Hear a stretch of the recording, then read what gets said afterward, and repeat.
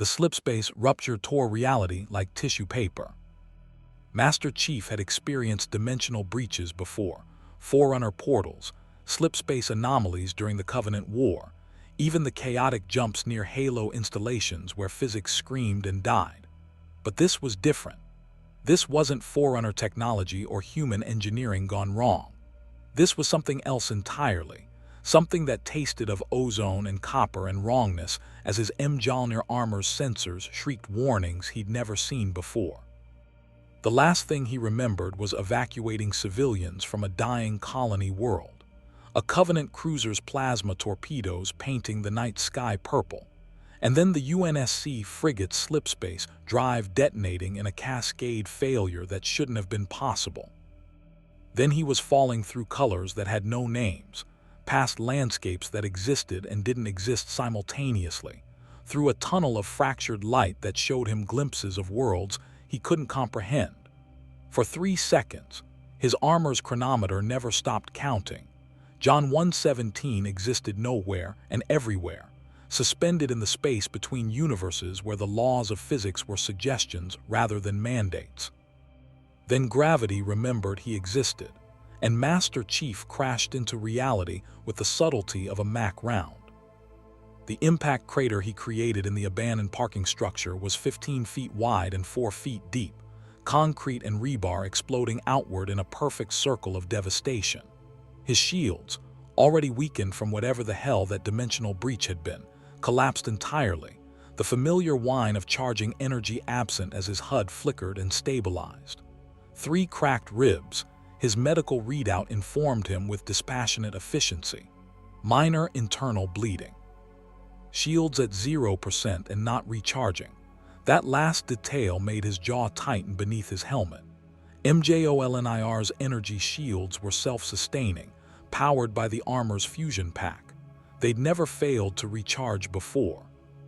Chief pushed himself upright, ceramite and titanium plating groaning, and took stock. The parking structure was skeletal, abandoned years ago by the look of it. Rusted vehicles sat on flat tires, their windows smashed and bodies stripped for parts. Graffiti covered every surface, but it wasn't the territorial markings or crude art he'd expect. These were memorials, names. Thousands upon thousands of names, painted in black and red, covering walls and floors and ceilings like a carpet of the dead. "Cortana," he said, voice rough. "Status report." Silence. His AI's chamber in the back of his helmet was empty, had been since before the slipspace rupture.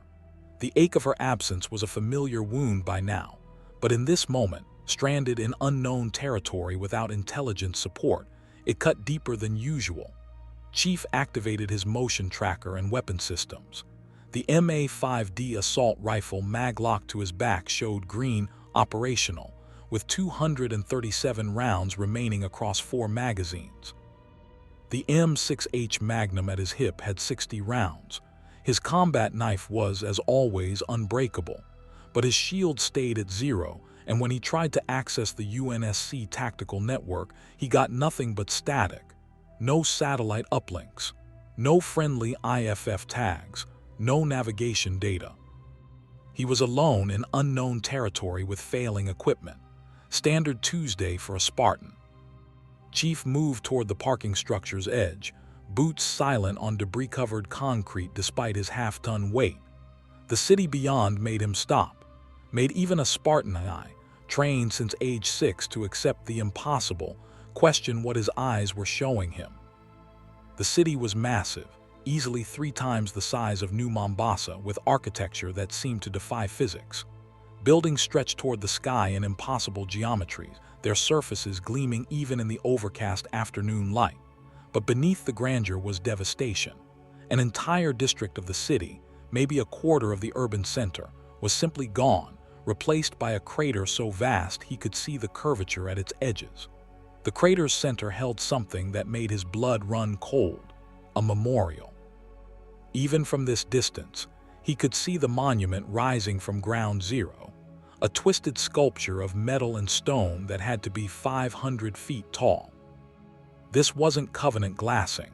That left smooth, vitrified earth and radiation that lasted for decades. This was something else.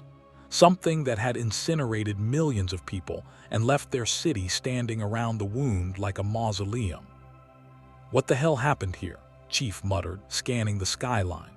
His armor's database showed nothing. No star patterns matched known colonial space. No M signatures matched UNSC or Covenant frequencies. He could be on the other side of the galaxy, or in another galaxy entirely, or... Movement. His motion tracker lit up red. 6 contacts approaching his position from the west, moving with tactical precision. Infantry formation, weapons raised. Chief dropped into cover behind a concrete pillar, rifle coming up smoothly as his training took over. Assess the threat. Identify friend or hostile. Engage only if necessary. The soldiers entered the parking structure in a 2x3 formation that would have made any UNSC drill instructor proud. But their equipment made Chief's finger tighten on the trigger. The armor was wrong. Not powered armor like MJOLNIR, but something between tactical gear and medieval plate, colored in red and gold with a stylized emblem on the chest. Each soldier carried weapons that looked like rifles but hummed with an energy signature his sensors couldn't identify. Energy weapons but not plasma, something else. "Anomaly detected in Sector 7G, the lead soldier said, voice distorted by his helmet. "Scanning for dimensional breach signature. All units maintain perimeter." "Confirmed," another responded. "Energy signature matches the Watchtower report. Regime Command wants whatever came through that breach contained or eliminated. High Counselor's orders." "High Counselor, Regime Command." The words had weight, implied a military hierarchy, but something about the tone made Chief's combat instincts scream. These weren't soldiers following orders. These were enforcers maintaining control. Movement 3 o'clock. One shouted, weapon swinging toward Chief's position. Chief was already moving, his Spartan reflexes faster than baseline human reaction times even without shields. He crossed 15 feet of open ground before the first energy bolt seared past his shoulder, the heat scorching his armor's paint. The weapon discharged with a sound like thunder compressed into a single crack, and where the bolt hit concrete, it simply ceased to exist, matter annihilated rather than melted. These were not firearms. These were weapons designed to kill things much harder to kill than humans. Chief's rifle spoke in controlled 3-round bursts, and 2 soldiers went down with armor-piercing rounds through their leg joints. He didn't kill unless necessary, and these might be legitimate military just doing their jobs. But when the remaining 4 didn't retreat or call for medic support, when instead they advanced with a cold efficiency that spoke of orders to eliminate rather than capture, Chief adjusted his assessment. He put the next burst through the lead soldier's weapon, the energy rifle exploding in a cascade of blue-white sparks. Rolled left as return fire annihilated his cover.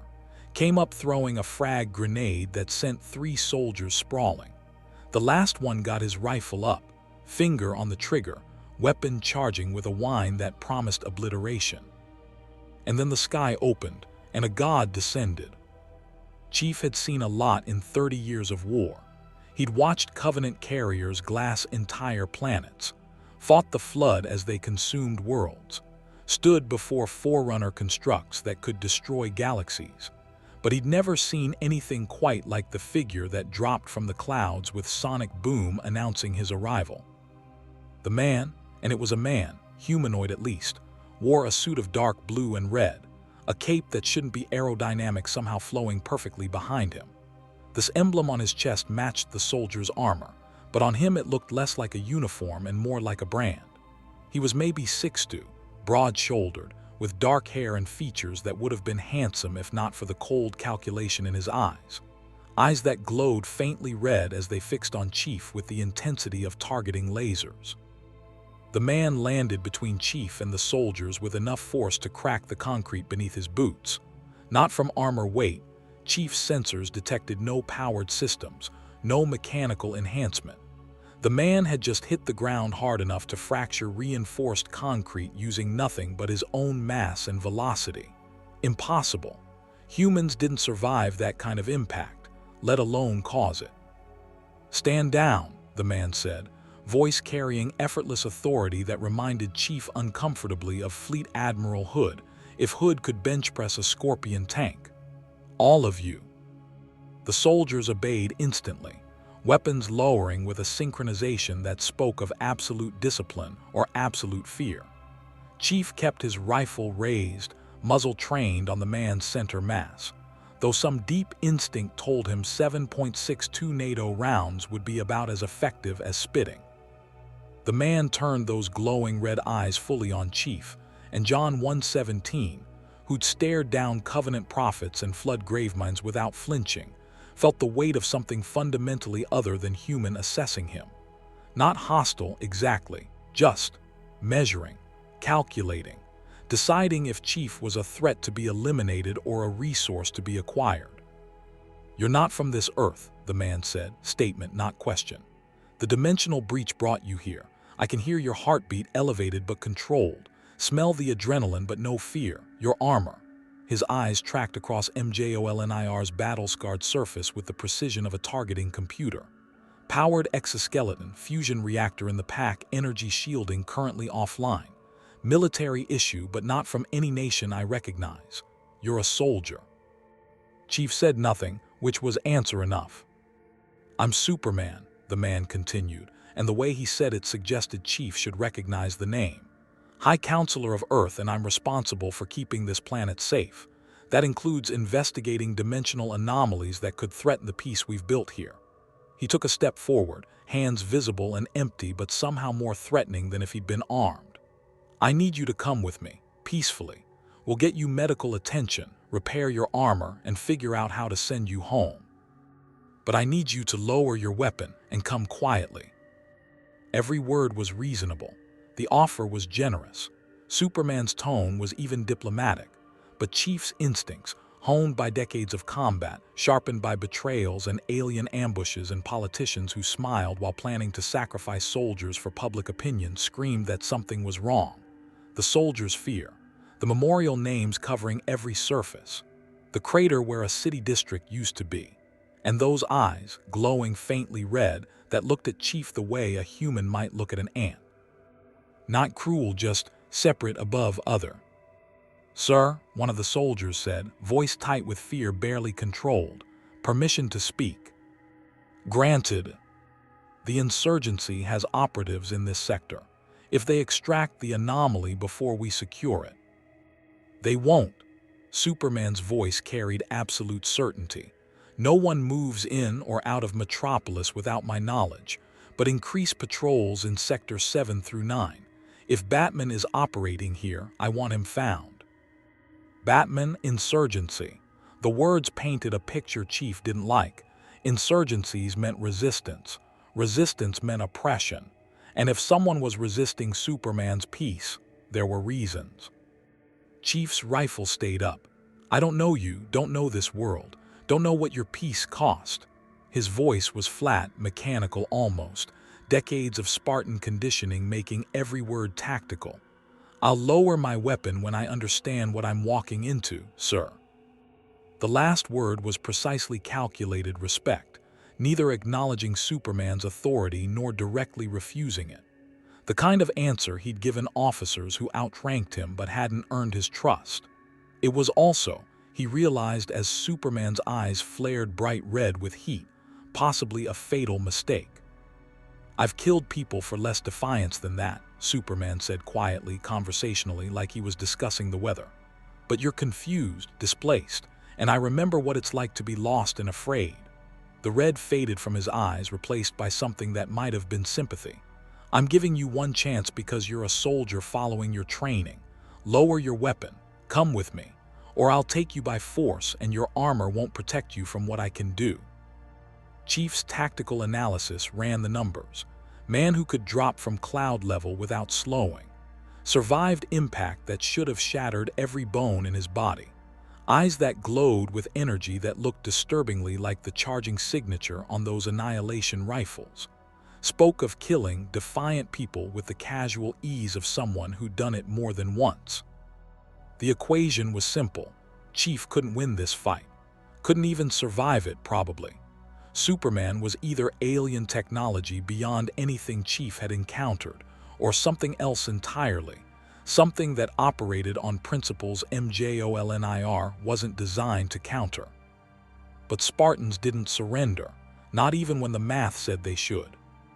Chief's finger moved fractionally on the trigger, his mind already calculating trajectories, escape routes, the odds of reaching cover before Superman could. The world went white. Not an explosion, not a flashbang, just white. Complete sensory deprivation, his HUD screaming electromagnetic interference warnings as every system shut down or rebooted. When his vision cleared 3 seconds later, Chief was on his back, rifle 20 feet away, and Superman was holding him down with one hand on his chest plate. Not straining, not even pressing hard, just holding, like Chief weighed nothing. Like half a ton of Spartan and MJOLNIR was a minor inconvenience. "Stay down," Superman said, not unkindly. "Don't make this." And then the parking structure exploded. Not from weapons fire, from shaped charges placed with surgical precision on the structure's support columns, timed to detonate simultaneously in a demolition pattern that would have made any UNSC combat engineer proud. The building came down in a controlled collapse, concrete and steel falling inward, and Superman moved, faster than Chief's eyes could track, a blur of motion that grabbed Chief and launched skyward before the rubble hit. They rose 50 feet in 2 seconds, Superman holding Chief like he weighed nothing, cape snapping in the wind. Below, the parking structure collapsed into rubble, and from the dust cloud came 4 figures in tactical gear moving with professional efficiency. No insignias on their armor, no identifying marks, just professionals executing a precision extraction. "Regime forces are responding," one shouted, voice filtered through a voice modulator. "ETA 90 seconds, move, move, move." "Damn it," Superman snarled, and Chief felt the air around them heat up, saw those eyes glow red again. "Not today, Bruce." Superman moved to descend, to engage the extraction team, and that's when Chief made his decision. He grabbed Superman's wrist with both hands, pure Spartan muscle strength against whatever physics-defying power Superman possessed, and twisted. It was like trying to wrestle a Covenant hunter, but Chief's leverage was perfect, his technique honed by Dr. Halsey's best combat instructors, and Superman was surprised enough that his grip loosened for just a fraction of a second. Chief fell. 50 feet wasn't fatal for a Spartan in MJOLNIR, not with proper landing technique. He hit the rubble pile in a 3-point stance, armor absorbing the impact with a groan of stressed metal, and rolled toward the extraction team. One of them, female, built like a fighter, blonde hair visible under her tactical mask, grabbed his arm with surprising strength. "Come with us if you want to live," she said, and Chief recognized the dark humor in quoting ancient movies while conducting a tactical extraction under fire. "And if you don't want to become Superman's newest propaganda piece."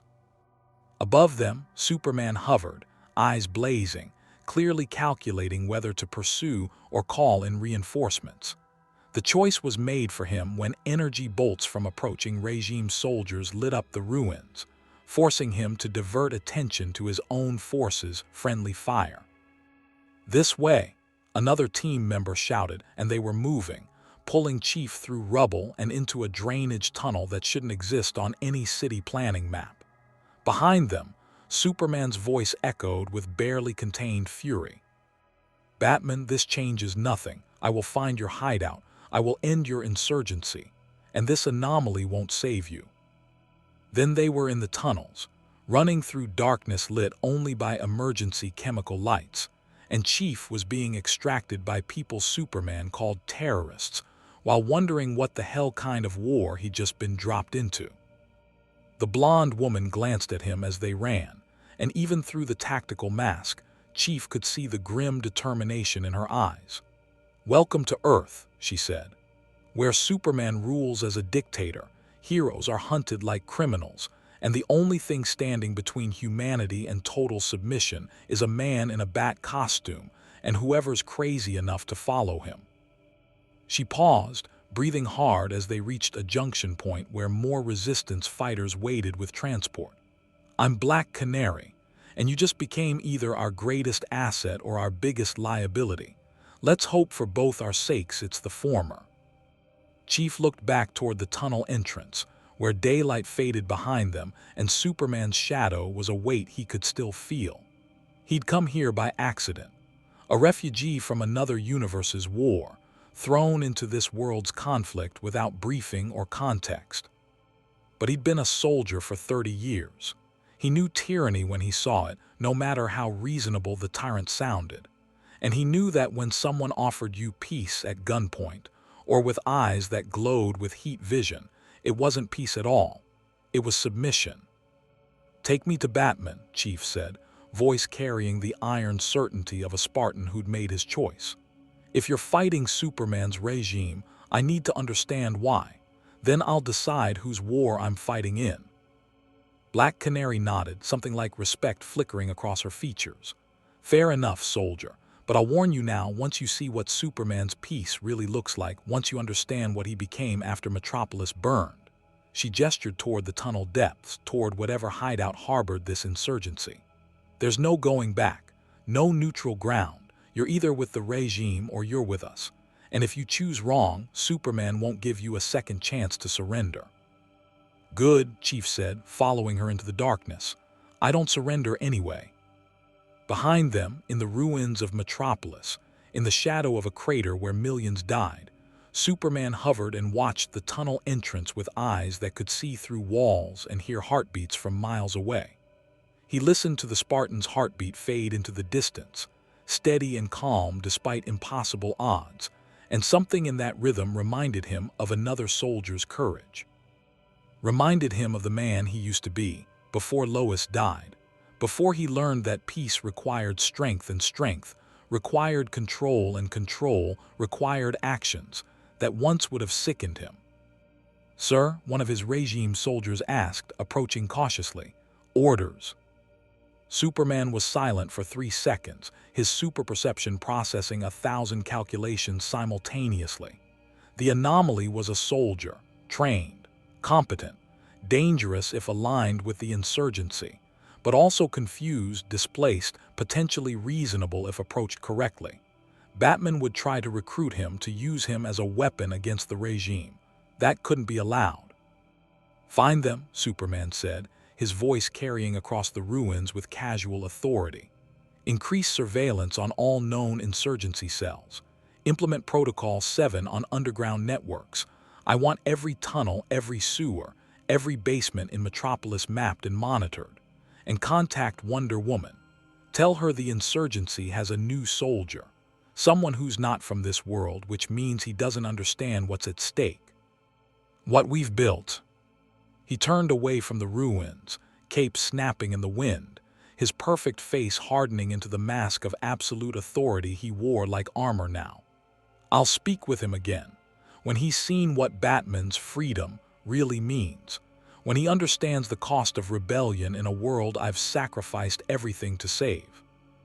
Superman rose into the sky, a red and blue symbol that once meant hope but now meant something colder, harder, and infinitely more complex. Below him, Metropolis stretched toward the horizon, clean, safe, orderly. A city where crime was extinct because criminals didn't survive long enough to reoffend. Where peace reigned because dissent was eliminated. Where 7 billion people lived under protection purchased with the blood of anyone who dared question their protector. It was utopia, if you didn't look too closely at the graves. And Master Chief, soldier of another universe's war, had just chosen to look. The Batcave was impossible. Chief had seen plenty of military installations in his 30 years of service, UNSC forward operating bases carved into asteroids, ONI black sites hidden beneath colony worlds, even forerunner facilities that predated human civilization by 100,000 years. But those made sense within their operational parameters. They followed military logic, strategic positioning, defensible perimeters, efficient resource allocation. This was a cave, a massive limestone cavern system beneath what his escorts had called Wayne Manor, retrofitted with technology that made UNSC military-grade equipment look primitive by comparison. Holographic displays floated in midair without projectors. A supercomputer the size of a small building hummed with processing power that should have required a fusion reactor, but apparently ran on something called a cold fusion battery that violated half the laws of thermodynamics Chief remembered from his limited physics training. Vehicle bays held aircraft and ground vehicles that combined stealth technology with performance specs no human aerospace engineer should be able to achieve. And in the center of it all, standing before a holographic display showing real-time surveillance of the entire city, was a man in a bat costume. Chief had fought alongside ODST shock troopers who wore skull motifs on their helmets. He'd seen Sangheili warriors don ceremonial armor designed to intimidate enemies. Hell, he'd once watched a colonial militia commander paint his warthog to look like a 20th century hot rod because psychological warfare came in many forms. But this was different. The cowl with pointed ears, the cape that somehow didn't compromise mobility, the stylized bat emblem on the chest, this wasn't military intimidation. This was theater, mythology, a symbol designed to strike primal fear into the human hindbrain. It should have looked ridiculous. Instead, watching the man move through his cave with predatory grace that rivaled a Spartan's efficiency, Chief understood immediately why Superman called him dangerous. "Spartan program," Batman said without turning, his voice a graveled rasp that sounded more like a weapon than speech. "Military augmentation at prepubescent age, ceramic bone grafts, catalytic thyroid implant, occipital capillary reversal, superconducting fibrification of neural dendrites." He finally turned, white lenses in his cowl fixing on Chief with analytical intensity. "I've studied your armor's energy signature, analyzed the cellular damage pattern in your tissue where your shields failed, and cross-referenced your combat performance against known human limitations. You're not baseline human. You're a manufactured super soldier, created by a militaristic society that sacrificed children to produce warriors." Chief's jaw tightened beneath his helmet. The analysis was uncomfortably accurate, and the casual way Batman dissected his entire existence from a 10-minute scan was both impressive and infuriating. "I volunteered," Chief said flatly, which was technically true if you ignored that 6-year-olds couldn't meaningfully consent to military conscription. "No, you didn't." Batman moved closer, and Chief's motion tracker lit up with more contacts, Black Canary positioning herself to the left, another figure materializing from the shadows to the right, and at least 3 more in elevated positions with what his sensors tagged as high-powered rifles. The insurgency was treating him as either a valuable asset or a significant threat, possibly both. But that's not why you're here. You're here because Superman tried to recruit you. You refused, and you're smart enough to know that refusing Superman and his regime is a death sentence if you don't have protection. "I'm here," Chief corrected, "because I need to understand what I'm walking into. Your soldier," he nodded toward Black Canary, said Superman's a dictator, "that you're fighting for freedom. But dictators don't usually look like Boy Scouts, and freedom fighters don't usually have billion-dollar cave bases. So before I choose a side in your war, I need to know what actually happened to this world." Batman stared at him for 3 long seconds, then nodded once. "Fair. Alfred, bring up the Metropolis archive. Full historical context, starting 5 years ago." "As you wish, Master Bruce." A cultured British voice responded from the cave's speakers, and Chief added Alfred to his threat assessment list, probably support personnel, possibly more based on the way Batman deferred to him with unexpected familiarity. The holographic display shifted, showing a city that Chief recognized as the metropolis he'd crashed into, but whole, undamaged, gleaming in sunlight. 5 years ago," Batman began, his voice carrying the weight of someone who told this story too many times, "this Earth was different. We had heroes, genuine heroes. Superman was the greatest of them, an alien from a dead planet who grew up in Kansas, and decided to use godlike power to protect humanity instead of ruling it. He was the best of us, proof that absolute power didn't have to corrupt. The display shifted, showing Superman, but different. Same costume, same build, but the eyes were warmer. The smile reached them. He was lifting a school bus from a collapsed bridge, children waving from the windows, and even through the hologram Chief could see the genuine joy in the hero's expression. This was someone who saved people because he wanted to, not because he decided they needed protecting from themselves. Clark Kent was his human identity, Batman continued. Journalist for the Daily Planet, married to Lois Lane, another journalist.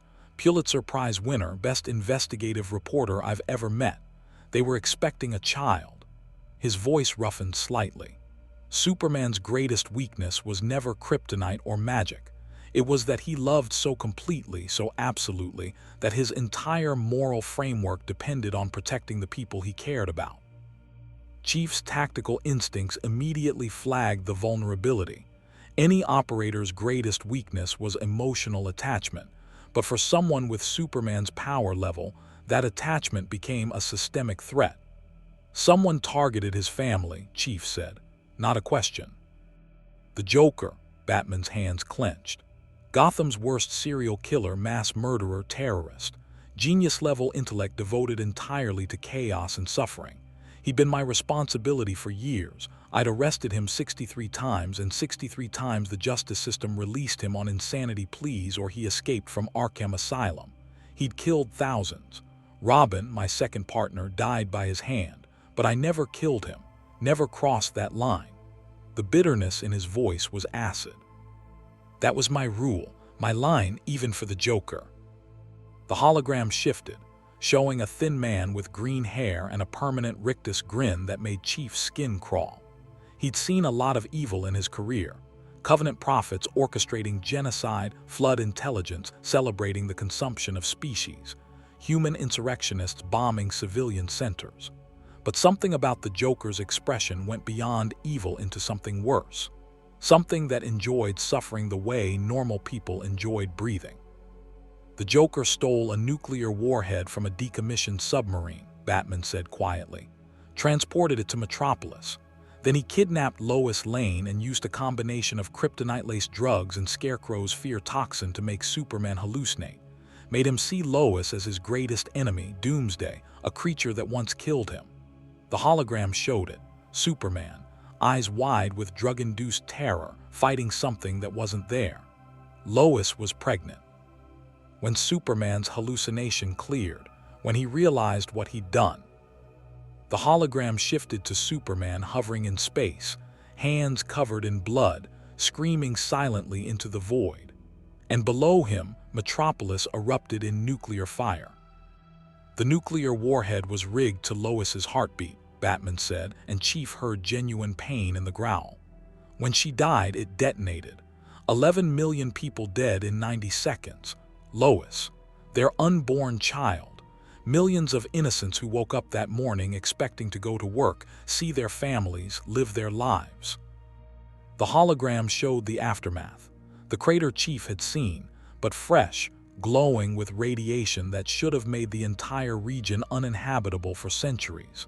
Except Superman was flying through it, gathering bodies, trying to save people who'd been vaporized before they could scream. Trying to fix the unfixable. The Joker thought it was funny, Batman continued, his voice like gravel grinding glass. He was laughing when Superman found him at my interrogation room in the GCPD. Still laughing when Superman grabbed him. Still laughing when. The hologram showed it. Superman, face blank with grief and rage, hand closed around the Joker's throat. The laughing stopped. Then the Joker stopped. Superman dropped the body and flew away without a word. I should have stopped him, Batman said.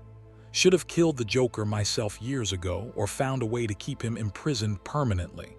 But I didn't. I clung to my code, my no-killing rule, because I was afraid of what I'd become if I crossed that line. And because I didn't cross it, Superman had to. And crossing that line broke something in him. The hologram shifted forward in time. Superman at the United Nations, declaring that he was done asking permission to save lives.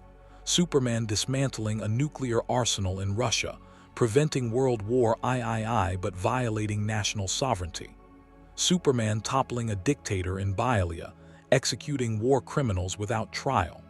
Each action escalating, each choice moving further from the hero he'd been. Wonder Woman encouraged him, Batman said, and Chief heard genuine betrayal in the words. Diana believed that Superman's power gave him not just the ability but the responsibility to enforce peace. That allowing evil to flourish when you had the power to stop it was its own form of evil. She's a warrior princess, raised in a culture where strength determines leadership.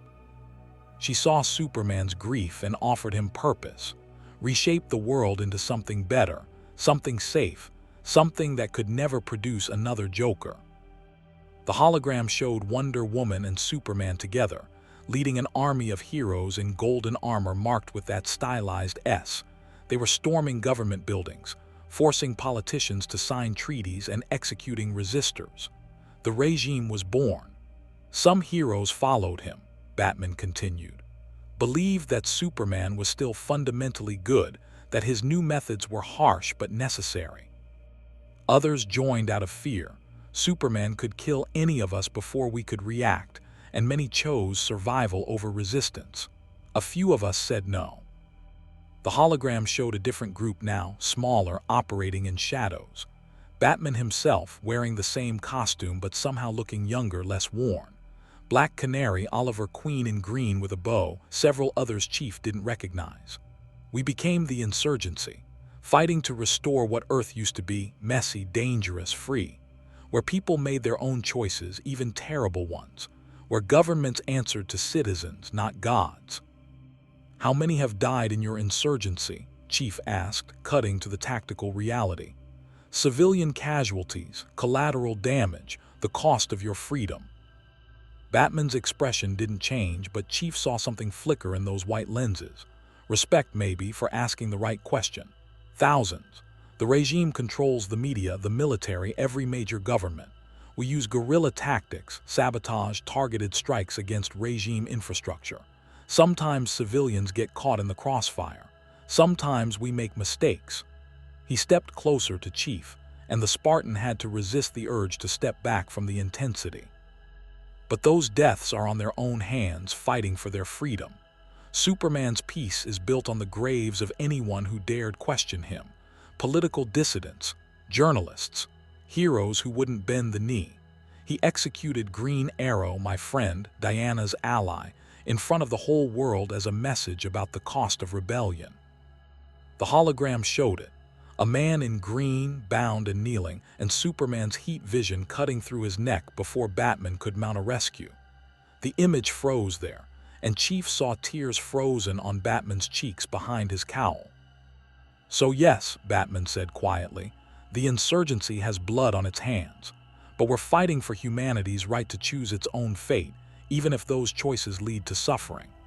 Superman's fighting to eliminate choice entirely, to create perfect peace through perfect control. And he's willing to kill anyone, hero, civilian, or child, who threatens that peace. Chief processed this, running the tactical and moral calculations simultaneously. He'd seen tyranny before. The Covenant's theocratic dictatorship had enslaved entire species in the name of religious salvation. He'd fought alongside the UNSC, which had its own authoritarian tendencies justified by wartime necessity. He understood how good intentions paved roads to hell, how crisis could transform protectors into oppressors. But he'd also seen the cost of chaos. The insurrection before the Covenant War had bombed civilian targets, used children as shields, crippled colony infrastructure that left millions starving. Freedom without order was just another form of violence. Your war, Chief said carefully, is between Superman's tyrannical order and your chaotic freedom. Both sides claim moral authority. Both sides are willing to kill for their vision of Earth's future. He looked Batman directly in the white lenses. So why should I believe you're right? You shouldn't. The voice came from behind Chief, and his motion tracker had somehow missed the contact until she spoke. He spun, rifle coming up automatically, and found himself facing a woman in a wheelchair. Red hair, glasses, wearing a practical jacket over tactical gear. Oracle, his IFF, tagged her, based on the digital signature radiating from her custom-built computer rig. Barbara Gordon, she introduced herself, wheeling forward without apparent concern for the rifle aimed at her center mass.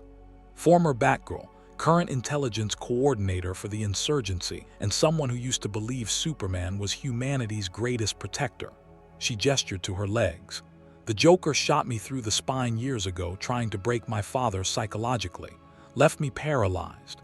And you know what Superman did? Nothing. Respected Batman's territory, respected my family's choice to see me recover on our own terms, respected my autonomy as a human being even though he could have carried me to 100 different healers or scientists who might have fixed my spine. She stopped in front of Chief and he saw genuine conviction in her eyes. That's the difference. The old Superman respected choice. This Superman sees choice as the enemy.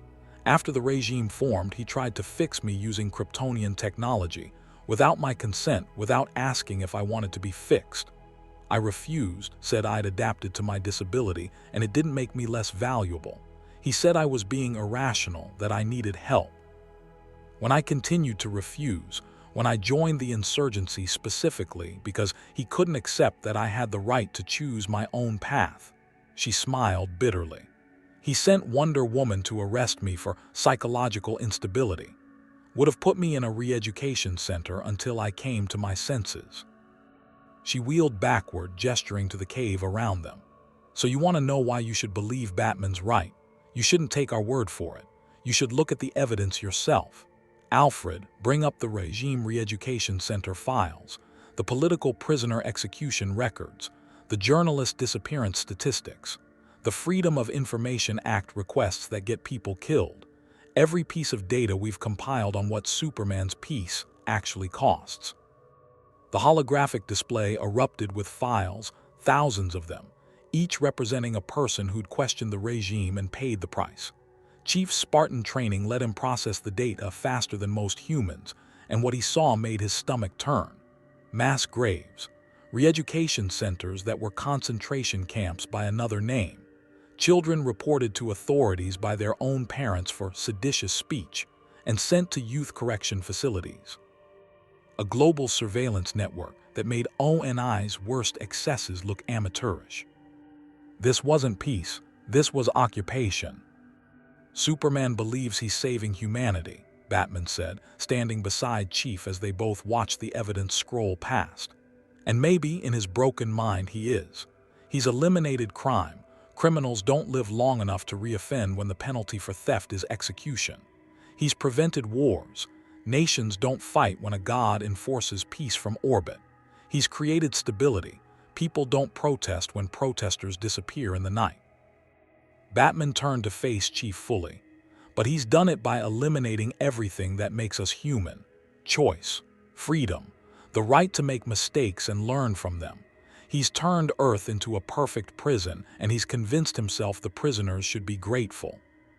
Chief stared at the data, thinking about Dr. Halsey's choice to conscript children into the Spartan program, thinking about his own complicity in operations that cost civilian lives for strategic gains, thinking about every order he'd followed without question, because he trusted the chain of command knew better than a soldier in the field.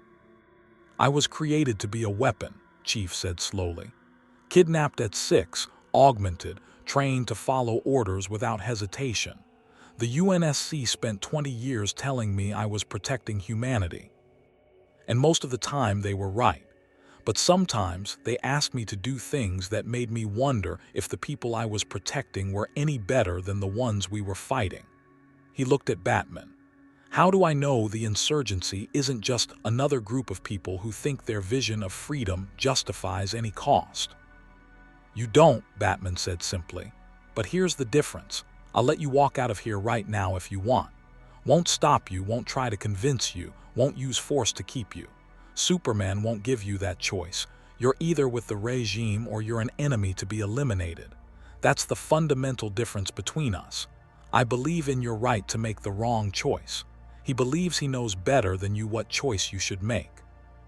Chief was silent for 3 long seconds, processing.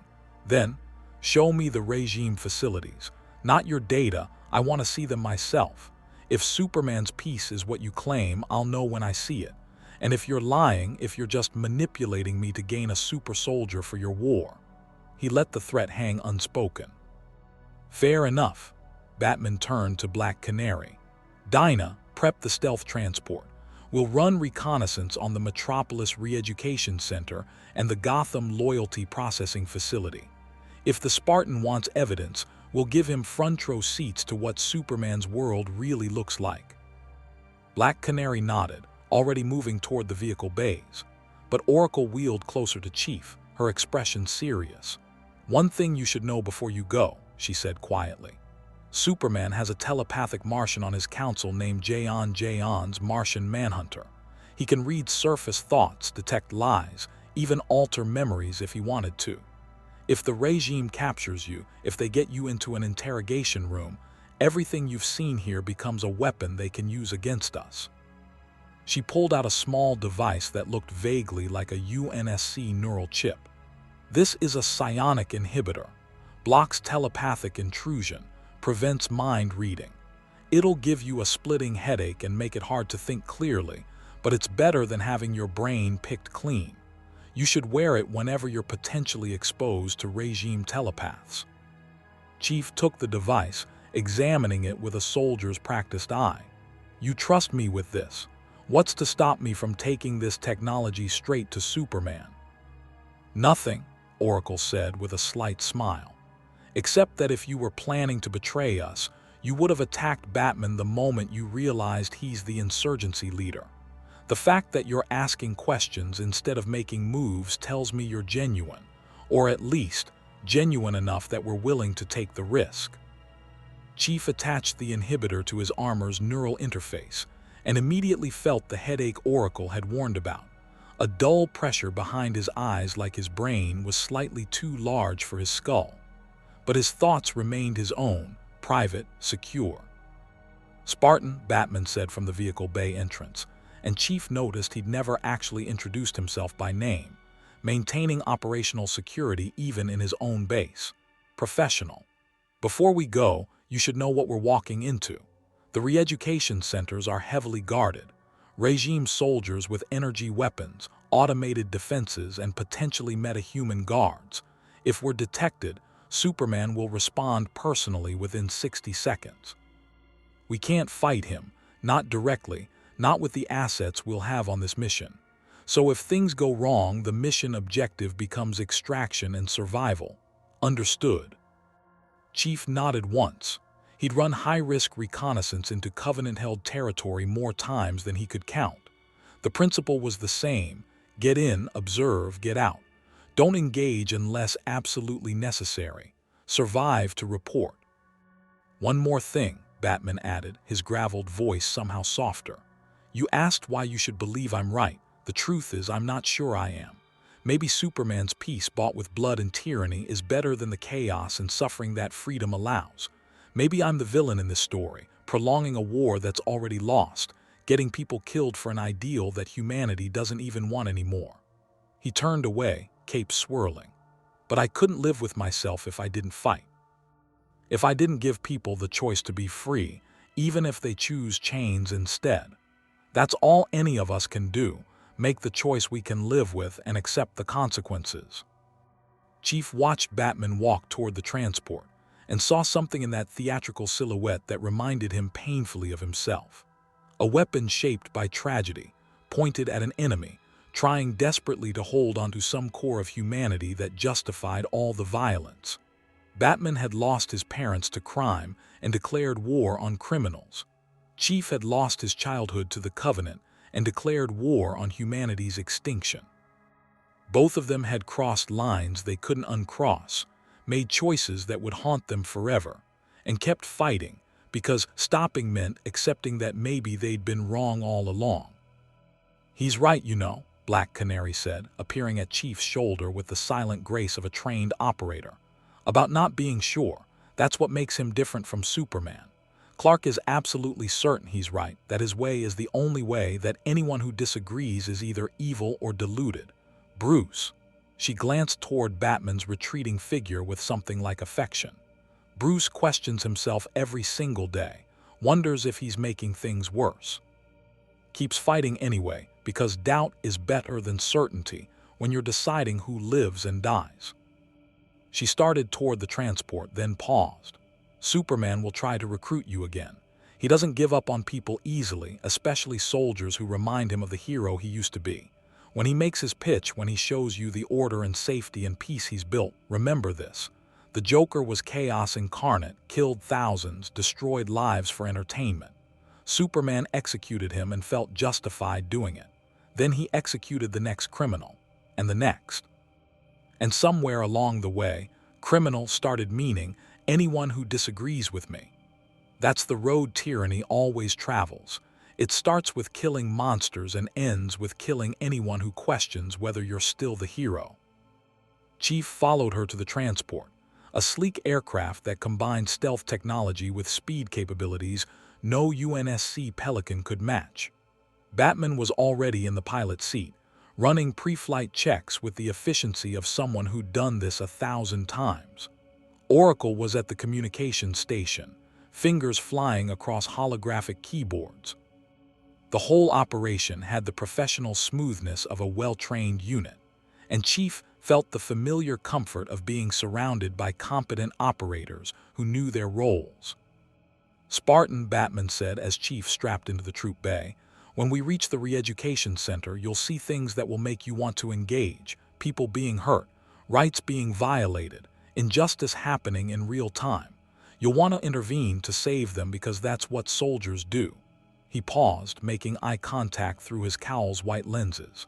Don't. We're there to observe and extract. If we blow our cover trying to save prisoners, Superman wins. He gets you in custody. He extracts everything you know about our operations from your mind, and the insurgency loses its best chance at gaining a genuinely powerful ally. I understand the mission parameters, Chief said flatly. He'd watched civilians die during ops before, collateral damage that mission constraints couldn't prevent. Hated it every time, but understood that saving everyone wasn't always possible when strategic objectives took priority. I hope so, Batman said, and launched the aircraft into the night. They flew low over Metropolis, the city's lights painting geometric patterns below them. From the air, it looked peaceful, orderly, beautiful even. The streets were clean, no visible crime. Citizens walking confidently through districts that 5 years ago would have been too dangerous after dark. Superman's peace was real, Chief realized. You could see it in the architecture, the maintained infrastructure, the absence of poverty or decay. You just couldn't see the cost unless you knew where to look. The Metropolis Re-Education Center is located in Sector 8, Oracle's voice came through Chief's comm system. Former federal prison, repurposed by the regime 3 years ago when standard prisons couldn't handle the volume of political dissidents. Official capacity is 2,000 inmates. Actual population, she paused. Our intelligence suggests closer to 8,000 with new arrivals processed daily. The transport descended toward a fortress-like structure, surrounded by walls topped with energy barriers. Regime soldiers patrolled in precise patterns, and Chief's armor tagged at least 40 guards visible from the air, with probably 3 times that inside. Searchlights swept the perimeter with mechanical regularity. This wasn't a prison. This was a military installation designed to contain hostile forces. We're landing on the administration building's roof, Batman said, bringing the transport into a hover that shouldn't be possible for an aircraft this size. Stealth systems will mask our thermal signature for approximately 12 minutes. After that, their sensors will start detecting anomalies. We'll have 10 minutes inside to observe conditions, then extract before they can confirm hostile presence. The transport touched down with barely a whisper, and Batman was already moving, cape flowing as he deployed a grapnel line to the roof access. Black Canary followed, then gestured for Chief to come last. Professional three-man stack, each covering different angles. Chief felt the familiar rush of operational focus, his Spartan training slotting into place. They breached the roof access in silence, Batman somehow bypassing electronic locks without triggering alarms. The interior was institutional, concrete walls, fluorescent lighting, the smell of disinfectant trying to cover something worse. They moved through maintenance corridors, Batman leading them with the confidence of someone who'd studied the blueprints until he could navigate blind. Then they reached the observation deck, and Chief understood why Batman had brought him here. The main detention area stretched out below them, a massive open space divided into chain-link cells, each packed with prisoners in gray jumpsuits. But these weren't hardened criminals. Chief saw elderly men and women, teenagers, children, families huddled together in cells designed for half their number. Some were injured, bandages visible through the jumpsuit fabric. Others were just empty, broken, staring at nothing with eyes that had stopped hopping. Political dissidents, Batman said quietly, his voice tight with controlled rage. Journalists who published stories critical of the regime, teachers who refused to use regime-approved curricula, parents who objected to their children being taught Superman's ideology in schools, artists who created work the regime deemed subversive. None of them committed violence. None of them threatened anyone. They just disagreed. Chief watched as regime guards moved through the cells, not with cruelty but with bureaucratic efficiency. They weren't monsters. They were just soldiers following orders, maintaining the system, doing their jobs. And somehow that made it worse. Evil didn't need monsters when regular people would suffice. The re-education process takes 6 months on average, Oracle's voice came through the comm. Psychological conditioning, pharmaceutical assistance, and what they call clarity therapy, which is really just sustained psychological torture until the subject accepts regime doctrine. 63% successfully complete the program. 22% are deemed resistant to treatment and transferred to permanent detention facilities. 15% don't survive the process. Chief's hand tightened on his rifle. He'd seen prison camps before, covenant-holding facilities where human captives were processed before execution or experimentation. This was different only in that it pretended to be humane, to be helping people see the error of their ways. The lies somehow made it worse than honest brutality. "There," Batman said, pointing to a specific cell where a woman sat with 2 children clutching her legs. Maria Santos, journalist for the Metropolis Herald before the regime shut down independent media. She published an editorial questioning Superman's execution policies. Arrested 3 weeks ago along with her children, ages 7 and 9, because the regime determined she was psychologically unfit to raise children in accordance with societal values. The woman wasn't crying, wasn't protesting, just sat there with her children, whispering something that might have been prayers or promises or lies that everything would be okay. The kids believed her because what else could they do? "We've identified 47 journalists currently in regime custody," Oracle continued. 163 teachers, 29 artists, 84 religious leaders who preached messages incompatible with regime ideology, 1,243 parents flagged for ideological contamination risk to minors. And those are just the ones we've confirmed. The actual numbers are probably triple that. Chief forced himself to keep watching, to document everything his armor's recording systems could capture. This was intelligence. This was evidence. This was the truth Batman wanted him to see, and he owed it to these prisoners to witness what was being done to them in the name of peace. A door opened in the detention area, and a regime official entered, female, wearing the red and gold uniform with the efficiency of middle management doing quarterly reviews. She carried a datapad and moved to Maria Santos's cell with the casual authority of someone who held absolute power over other humans and had stopped thinking about what that meant. "Maria Santos," the official said, voice carrying in the oppressive silence, "you've completed week 3 of clarity therapy. Do you understand why your previous beliefs were harmful to social stability? Maria looked up, and Chief saw the careful calculation in her eyes. She was weighing her response, trying to figure out what answer would keep her children safe, what compromise she could make with her soul to protect the people she loved. I understand that questioning the High Counselor's wisdom creates social discord, Maria said slowly, each word clearly painful. I understand that my editorial put others at risk by encouraging doubt in the regime's protection. Good. The official made a note on her datapad. You're progressing. However, your children will remain in juvenile processing until we're confident you've internalized these lessons sufficiently to provide a stable ideological environment. We project another 3 months before family reunification can be considered. The younger child, maybe 7 years old, started crying. Not loud, terrified sobs, but the quiet, hopeless crying of someone who'd learned that noise brought punishment. Maria held her daughter tighter, and Chief saw her lips move. I'm sorry. I'm so sorry.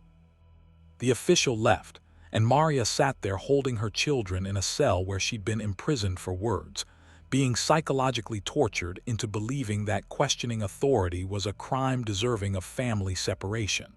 And this was just one cell, one prisoner, one family being systematically broken by a system that believed it was saving them. Enough, Chief said, voice rough. I've seen enough. Batman nodded and led them back toward the extraction point, moving through the maintenance corridors with renewed urgency. But as they reached the roof access, alarms suddenly blared, not the facility alarms, but something worse. A sound like reality itself screaming. Proximity alert, Oracle's voice cut through the comm with genuine fear. Superman incoming, ETA 15 seconds, abort, abort, abort. Chief's motion tracker lit up red, and through the roof skylight he saw him coming. A red and blue streak descending from cloud level like divine judgment, moving faster than any human could track. Superman hit the prison yard with enough force to crack concrete, and his eyes swept across the compound with vision that could apparently see through walls and detect heartbeats from miles away. Those eyes locked onto their position. He knows we're here, Batman snarled, already running for the transport. Move now. They burst onto the roof as Superman took flight, closing the distance between them impossibly fast. Black Canary was first into the transport, then Chief, then Batman diving for the pilot's seat as energy barriers erected around them. Whatever stealth technology they'd been using apparently worked in reverse as armor. The transport launched skyward, engines screaming, and Superman was right behind them. Not pursuing, matching, packing them with casual ease, cape flowing, arms crossed, expression more disappointed than angry. Batman, Superman's voice came through the transport's external speakers, somehow audible over the engine roar. You brought your new soldier to one of my re-education centers. Wanted him to see the injustice of helping confused people understand why their harmful ideologies threaten everyone's safety. He moved closer, and Chief saw the transport's shields flaring as Superman's presence alone generated enough electromagnetic interference to stress their systems. But did you show him the crime statistics? Did you explain how many of those innocent journalists were inciting violence against regime personnel? Did you mention that Maria Santos's editorial specifically called for my assassination? She called for your accountability, Batman snarled back. For oversight, for limitations on power. That's not assassination, that's democracy. Democracy, Superman said the word like a curse, is 2 wolves and a lamb voting on what to eat for dinner. The wolves chose poorly for millennia and millions died because I respected their right to make terrible decisions. Never again. His eyes began to glow red. Turn around, come back. We'll discuss this rationally, work out our differences. I'm trying to be patient with you, Bruce, because we were friends once, but my patience has limits. So does my willingness to bow to a tyrant, Batman said, and hit the afterburners. The transport accelerated beyond what should be possible, G-forces slamming Chief back into his seat with enough pressure to crack normal human ribs. But Superman just smiled, a cold, terrible expression, and matched their speed without apparent effort. "You can't outrun me, Bruce. You know that. This transport will run out of fuel in approximately 8 minutes. Then what? You crash in Gotham and I pull you from the wreckage. You deploy some contingency weapon that might slow me down for 30 seconds. How many more times are we going to play this game before you accept that you've already lost?" Batman didn't answer, just kept flying, kept pushing the transport's engines past their safe limits, kept running from a man who could catch them anytime he chose. And Chief realized that was the point. Superman wasn't catching them because he wanted Batman to understand the futility of resistance. Wanted the insurgency to feel hunted, helpless, dependent on Superman's mercy for their continued existence. It was psychological warfare, and it was devastatingly effective. "Spartan," Superman continued, his voice somehow finding Chief through the transport's shielding. "You're a soldier. You understand strategic reality. Batman's insurgency has no chance of victory. The regime controls 97% of Earth's military assets, every major government, and enough metahuman operatives to end this rebellion in days if I ordered it. The only reason the insurgency still exists is because I allow it to. Because I believe Bruce will eventually see reason and rejoin the cause of protecting humanity." Chief said nothing, but Superman apparently didn't need a response. "You crashed into my world by accident. You don't understand what happened to make me choose this path. You don't know what it's like to hold the woman you love as she dies by your own hand, to hear 11 million voices scream and know you failed to save them, to realize that mercy and restraint and respect for human choice enabled the Joker to kill everyone you ever cared about." His voice roughed slightly, genuine pain bleeding through. "I tried it your way, Bruce. I respected laws, honored sovereignty, let humans make their own choices. And they chose the Joker, chose chaos, chose 11 million deaths. So I made a different choice. I chose to save them from themselves." The transport's engine started failing, warning lights cascading across Batman's console. They'd pushed too hard for too long, and the systems were dying. Batman aimed them toward Gotham's industrial district, preparing for what would be either a controlled crash or an uncontrolled one, depending on how much the engines held together. "I'm giving you one last chance," Superman said, and his tone carried absolute finality. "Land the transport. Surrender peacefully. I'll ensure Batman faces trial rather than summary execution, and I'll help you return to your home universe if possible. Refuse, and I stop being patient. I stop pretending this rebellion has any chance. I end it tonight, and everyone who dies in the process. Insurgency, civilian, anyone caught in the crossfire. Their blood is on your hands for choosing violence over peace." Batman looked at Chief, white lenses unreadable. The question was implicit: your choice, soldier. Surrender or fight, give up or keep running, accept the tyrant's mercy or face his wrath. Chief thought about Maria Santos and her children, imprisoned for words. Thought about Superman's 11 million ghosts. Their deaths used to justify every subsequent execution. Thought about the line between protection and oppression, between peace and prison, between the hero who saved lives and the tyrant who ruled them. "Keep flying," Chief said quietly. Batman's lip twitched, not quite a smile, but close. "Hold on." The transport's engines failed completely, and they dropped like a stone toward Gotham's ruins. Superman watched them fall for 3 seconds, long enough to let them know he could save them anytime he chose, then descended with them, matching their velocity, apparently content to watch them crash and see if they survived before making his next move. But Batman wasn't done. At terminal velocity, 200 feet from impact, he deployed every emergency system simultaneously: parachutes, reverse thrusters, foam cushioning, and some kind of localized gravity manipulation that Chief's sensors couldn't even classify. The transport hit an abandoned factory with enough force to shatter its hull, but the crew compartment remained intact, and Chief's Spartan augmentations let him roll out of the wreckage with only minor injuries. Batman and Black Canary were already moving, disappearing into Gotham's shadows with practiced ease. Chief followed, motion tracker painting Superman's position as the god descended to examine the crash site. "You won't make it to your safe house," Superman called after them, voice somehow carrying through Gotham's industrial ambience. "I'll find you. I always do.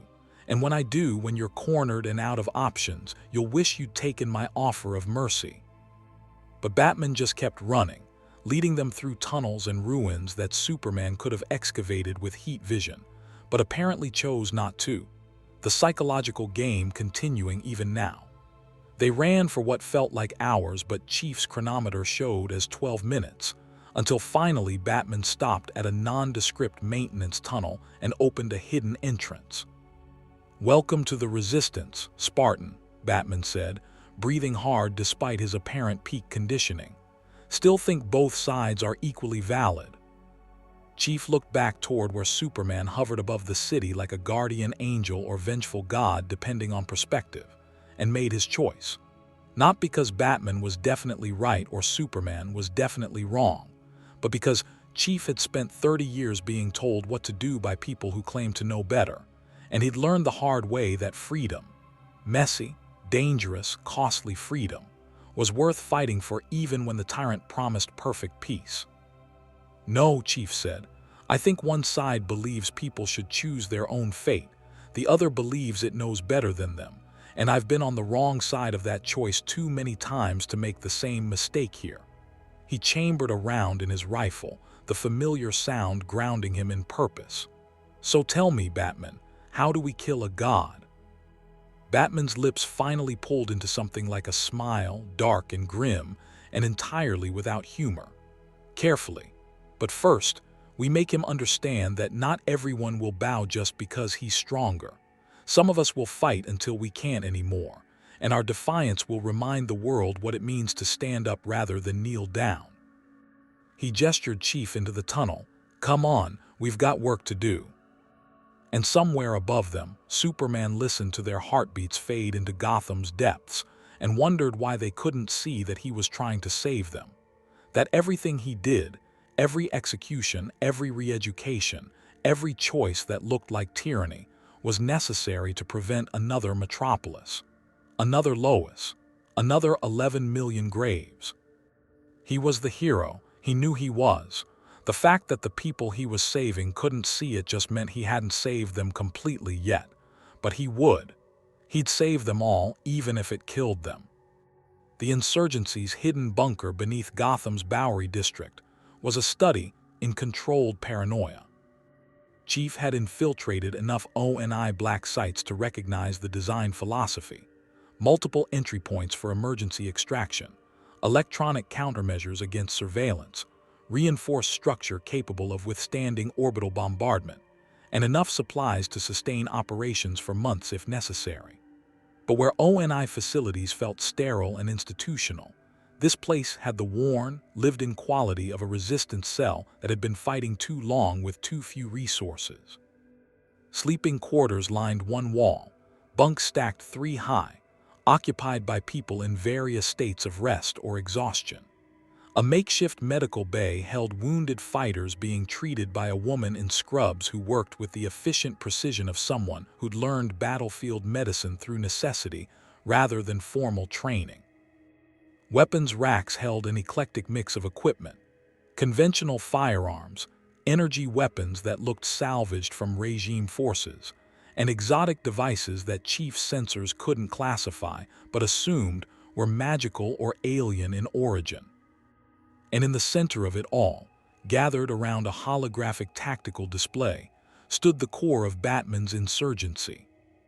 "This is," Batman introduced Chief to the assembled group without preamble or ceremony, "dimensional anomaly, military background, enhanced physiology. He's seen what the regime does to dissidents. He's choosing to fight." The room's occupants studied Chief with expressions ranging from hope to skepticism to barely concealed hostility. Black Canary he already knew. The others were new contacts that his threat assessment protocol automatically cataloged as he met each gaze. A woman with short dark hair and facial scars that spoke of recent torture stepped forward first. "Catwoman," she introduced herself, voice carrying the rough edge of someone who'd spent too long screaming. "Former thief, current insurgency infiltration specialist. I've stolen from Superman's fortress, Wonder Woman's embassy, and regime military installations across 3 continents." She crossed her arms. "You look like a military. That means you follow orders, maintain hierarchy, trust the command structure. Batman's our leader here, but we're not soldiers, we're survivors. Can you work with that?" "I've worked with worse," Chief said, which was technically true if you counted the uneasy alliances with Covenant separatists during the schism.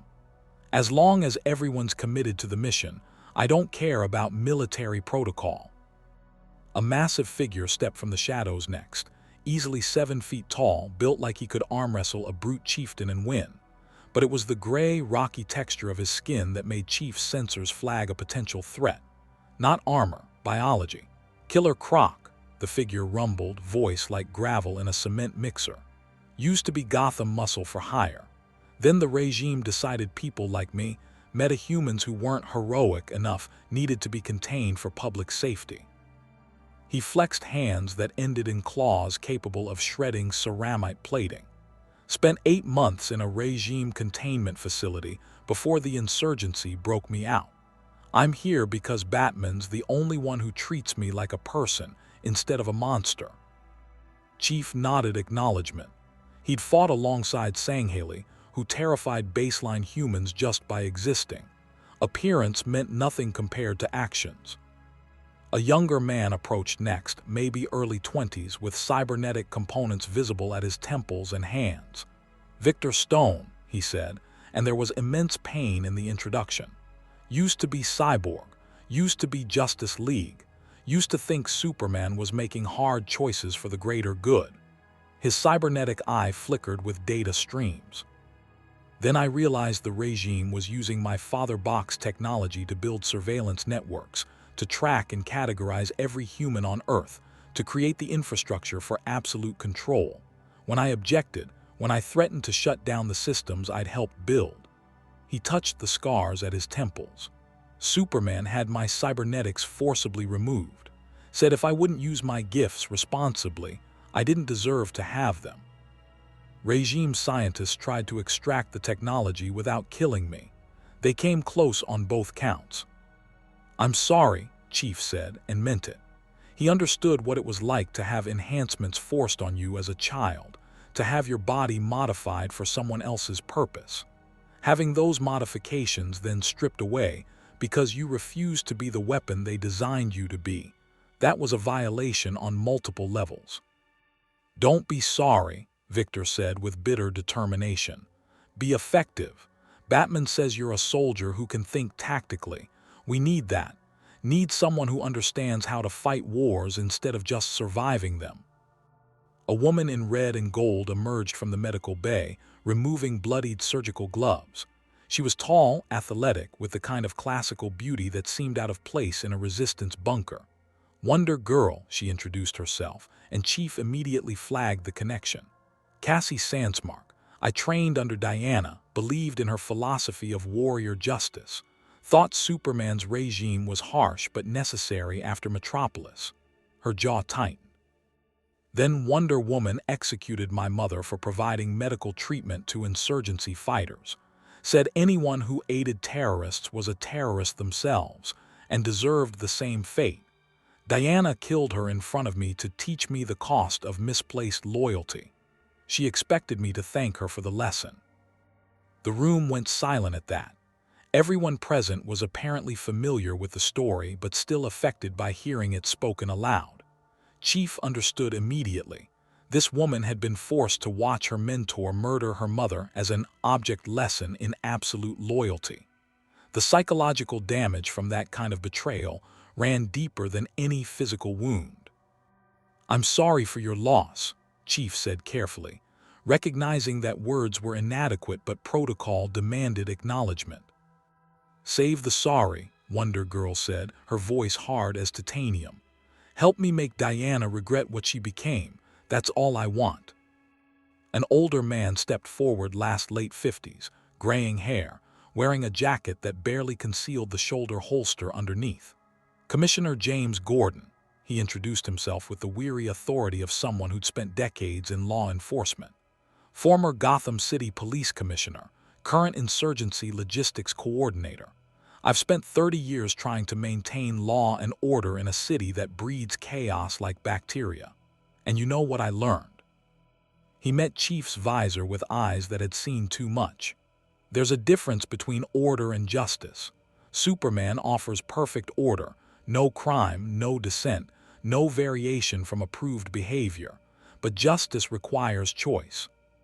Requires the possibility of being wrong. Requires trusting people to make their own decisions even when those decisions lead to suffering. I joined the insurgency the day Superman executed a 16-year-old kid for spray painting tyrant on a regime recruitment center. That's when I knew we'd traded justice for something that just looks like it from a distance." Chief processed the assembled group.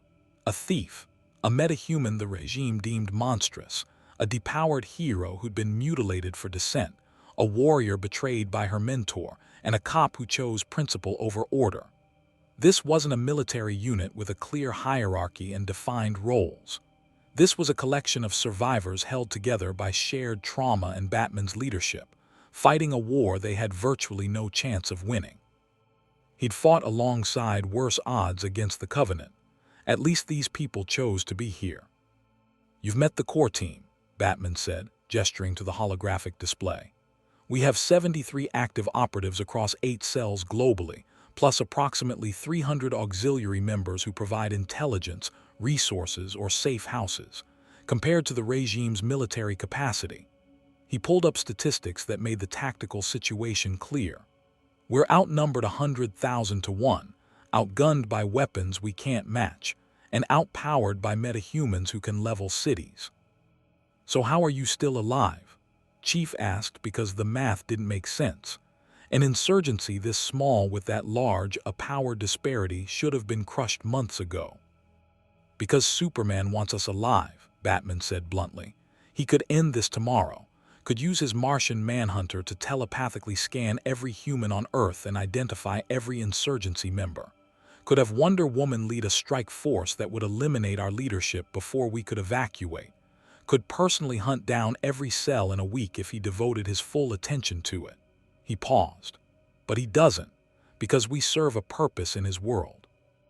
We're the example of what happens when you choose freedom over security. We're the cautionary tale he can point to when people question whether his methods are necessary. Look at Batman's terrorists," he says. "Look at the chaos they cause, the lives they endanger. He lets us exist so he can justify everything he does to stop us." Chief understood immediately.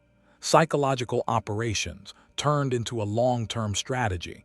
The insurgency wasn't just Batman's resistance. It was Superman's proof that resistance was futile and dangerous. "You're not fighting to win," Chief said slowly. "You're fighting to remind people that fighting is possible." "Exactly." Batman's expression behind the cowl was grim satisfaction that Chief understood the strategic reality. "Every mission we complete, every facility we sabotage, every political prisoner we free, it's not about tactical victory. It's about showing Earth's population that Superman isn't invincible, that his perfect order has cracks, that some people will never stop resisting no matter how powerful the tyrant becomes. We're a symbol, same as Superman. He represents absolute security through absolute control. We represent the possibility of freedom, no matter how costly." "Symbols don't win wars," Chief said, falling back on tactical assessment. "You need force multiplication, strategic assets, something that can actually threaten Superman's power base." "We have something," Victor said, his cybernetic fingers dancing across the holographic display.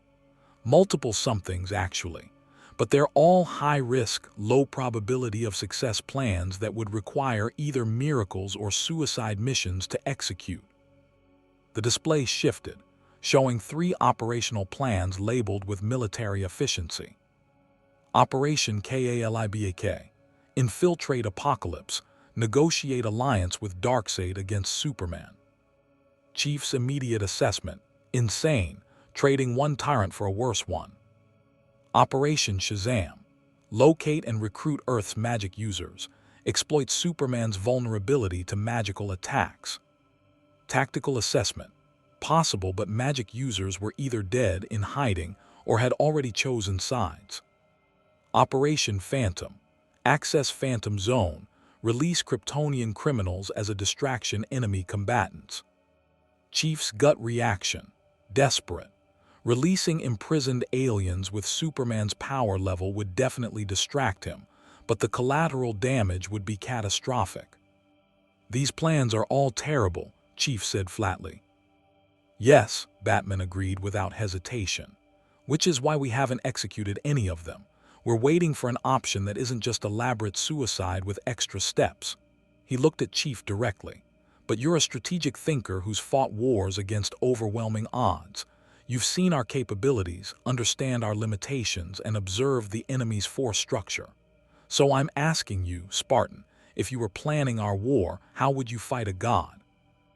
Every eye in the room fixed on Chief, waiting for the soldier from another universe to solve a problem that had stumped Earth's greatest tactical mind for 3 years.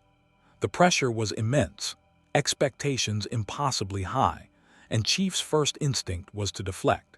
He'd been on Earth less than 12 hours, didn't understand the full political landscape, needed more intelligence before making strategic recommendations. But then he thought about the Covenant War, about facing an enemy with superior numbers, better technology, religious zealotry that made them fearless, and a 3-decade head start on military expansion. The UNSC had been losing that war from day one, losing colony after colony, losing fleet engagements, losing ground battles. Every tactical projection showed humanity's extinction within 20 years. And yet they'd won, not through superior firepower or miraculous technology, but through asymmetric warfare, strategic flexibility, and the willingness to make choices that more ethical commanders wouldn't consider. You don't fight the god, Chief said slowly, working through the tactical logic. You fight his support structure. Superman is powerful, maybe invincible in direct combat, but his regime requires infrastructure, personnel, public support, and strategic resources. You can't kill him, but you can make ruling impossible, make every day cost more than it's worth, turn the population he's trying to protect against him. Force him to choose between being a tyrant and being a hero, and make sure everyone sees which choice he makes. Batman leaned forward, and Chief saw genuine interest in his posture. Continue. The regime controls information, right? Chief gestured to the holographic display. Media, internet, surveillance networks. That means the population only sees what Superman wants them to see. Crime statistics showing peace, propaganda about the insurgency's terrorism, edited footage that makes every regime action look justified. Correct. Oracle's voice came from speakers embedded in the bunker's ceiling. The regime has absolute media control. We hack their networks regularly, but they patch vulnerabilities faster than we can exploit them, and any broadcast we manage gets labeled as terrorist propaganda within minutes. Then don't broadcast, Chief said. Don't try to compete with the regime propaganda through their channels. Go physical, grassroots, person-to-person networks that surveillance can't easily track. He'd seen this during the insurrection. Rebels who couldn't match UNSC communication dominance used dead drops, coded graffiti, and trusted human networks to coordinate. You have 300 auxiliary members providing intelligence and resources. Use them to distribute evidence of regime atrocities. Physical media, recordings, photographs, documents, information people can hold, hide, share with their neighbors without electronic trails. Commissioner Gordon nodded slowly. Old-school samizdat, like Soviet dissidents distributing banned literature. It's slow, inefficient, but surveillance systems can't intercept paper and word of mouth. Exactly, Chief continued, his tactical brain engaging fully now. The regime's power comes from public acceptance that Superman's methods are necessary. If you can erode that acceptance, show ordinary citizens the re-education centers, the mass graves, the executed teenagers, you change the calculation. Superman can rule through fear, but ruling a hostile population is exponentially harder than ruling a compliant one. There's a problem, Catwoman said, arms crossed. Most of Earth's population genuinely supports the regime. Crime is gone. Wars are over. People feel safe for the first time in their lives. They don't want to hear that their safety costs innocent lives. That's an uncomfortable truth they'd rather not face. Chief had encountered that before too. UNSC colonists who didn't want to acknowledge that their planet's security came from child soldiers like him, who preferred comfortable lies to uncomfortable truths. Then you make it impossible to ignore. You don't just show them evidence, you force them to choose. Create situations where Superman has to reveal his true methods in public, where he can't hide behind propaganda or claim you're manipulating footage. How? Wonder Girl asked, leaning forward with predatory focus. Chief pointed to the re-education center they'd infiltrated earlier. You said there are thousands of political prisoners in facilities across Earth. Journalists, teachers, artists, people with public profiles, with families who know they're imprisoned. The regime claims these people are being helped, given clarity therapy to overcome harmful ideologies. He looked at Batman. What happens if you break them out, all of them, simultaneously? Every political prisoner in every facility, released in a coordinated operation that the regime can't suppress before the prisoners reach their families, their communities, their former audiences. Let them tell their stories. Let the population hear from actual victims instead of filtered propaganda. Batman's expression shifted, not quite a smile, but something close. The kind of look a predator gets when prey makes a fatal mistake. A mass liberation operation, hitting 12 facilities simultaneously across the globe. The regime would respond, but they can't be everywhere at once, and even Superman can't recapture thousands of prisoners before they spread across the population. It would require perfect coordination, Victor said, already running calculations on his portable computing rig. Simultaneous strikes within a 30-second window, or the regime's response to the first facility alerts the others. We'd need assault teams for each location, transportation for evacuating prisoners, safe houses to hide them afterward, and enough force to delay regime reinforcements for at least 10 minutes per site. We don't have the personnel, Black Canary said flatly. 73 operatives can't assault 12 facilities simultaneously. Each site has maybe 50 to 100 guards, automated defenses, and a potential metahuman response. We'd need at least 10 trained fighters per facility to have any chance of success. Then we recruit more, Chief said, thinking about how the UNSC had activated militia forces during the Covenant War. Your auxiliary members, 300 people who already oppose the regime. How many of them have military or law enforcement backgrounds? How many could be trained for basic assault operations in a short time frame? Gordon pulled up files on the holographic display. 47 with military experience, mostly UNSC or foreign national defense forces, before the regime absorbed all military structures. 63 with law enforcement backgrounds. Maybe another 100 with sufficient physical capabilities to be combat effective with intensive training. He paused. But training takes time we might not have, and arming that many people with weapons capable of fighting regime soldiers means raiding regime armories, which increases our exposure risk exponentially. I can handle the training, Chief said with absolute certainty. Give me 3 weeks, and those 100 auxiliaries become combat-effective soldiers. Won't be Spartans, won't match O&I special forces, but they'll be good enough to execute basic assault operations against standard military targets. 3 weeks, Batman repeated, clearly running his own calculations. The regime is already hunting for you specifically. Superman wants to recruit or eliminate you before you become too deeply embedded in the insurgency. If we pull back operations to focus on training, if we go quiet for 3 weeks while you prepare our forces, Superman will know something's coming." "Good," Chief said. "Let him know. Let him worry. Uncertainty is a weapon. Make him guess what we're planning, force him to spread his resources defending potential targets instead of concentrating force. Every facility he reinforces is a resource he can't deploy elsewhere." Killer Croc laughed, a sound like rocks tumbling down a mountain. "I like this guy. He thinks like Batman but without all the moral angst." "I don't kill unless necessary," Chief clarified because that distinction mattered. "But I don't pretend war is anything other than what it is. The regime is systematically oppressing Earth's population, and stopping that requires force. Surgical, precise, morally targeted force, but force nonetheless." Batman studied Chief for a long moment, and Chief got the distinct impression he was being evaluated against some internal standard. Finally, Batman nodded. "All right, we'll implement your plan with modifications. 3 weeks of intensive training for auxiliary forces while our core team conducts diversionary operations to mask our actual preparation.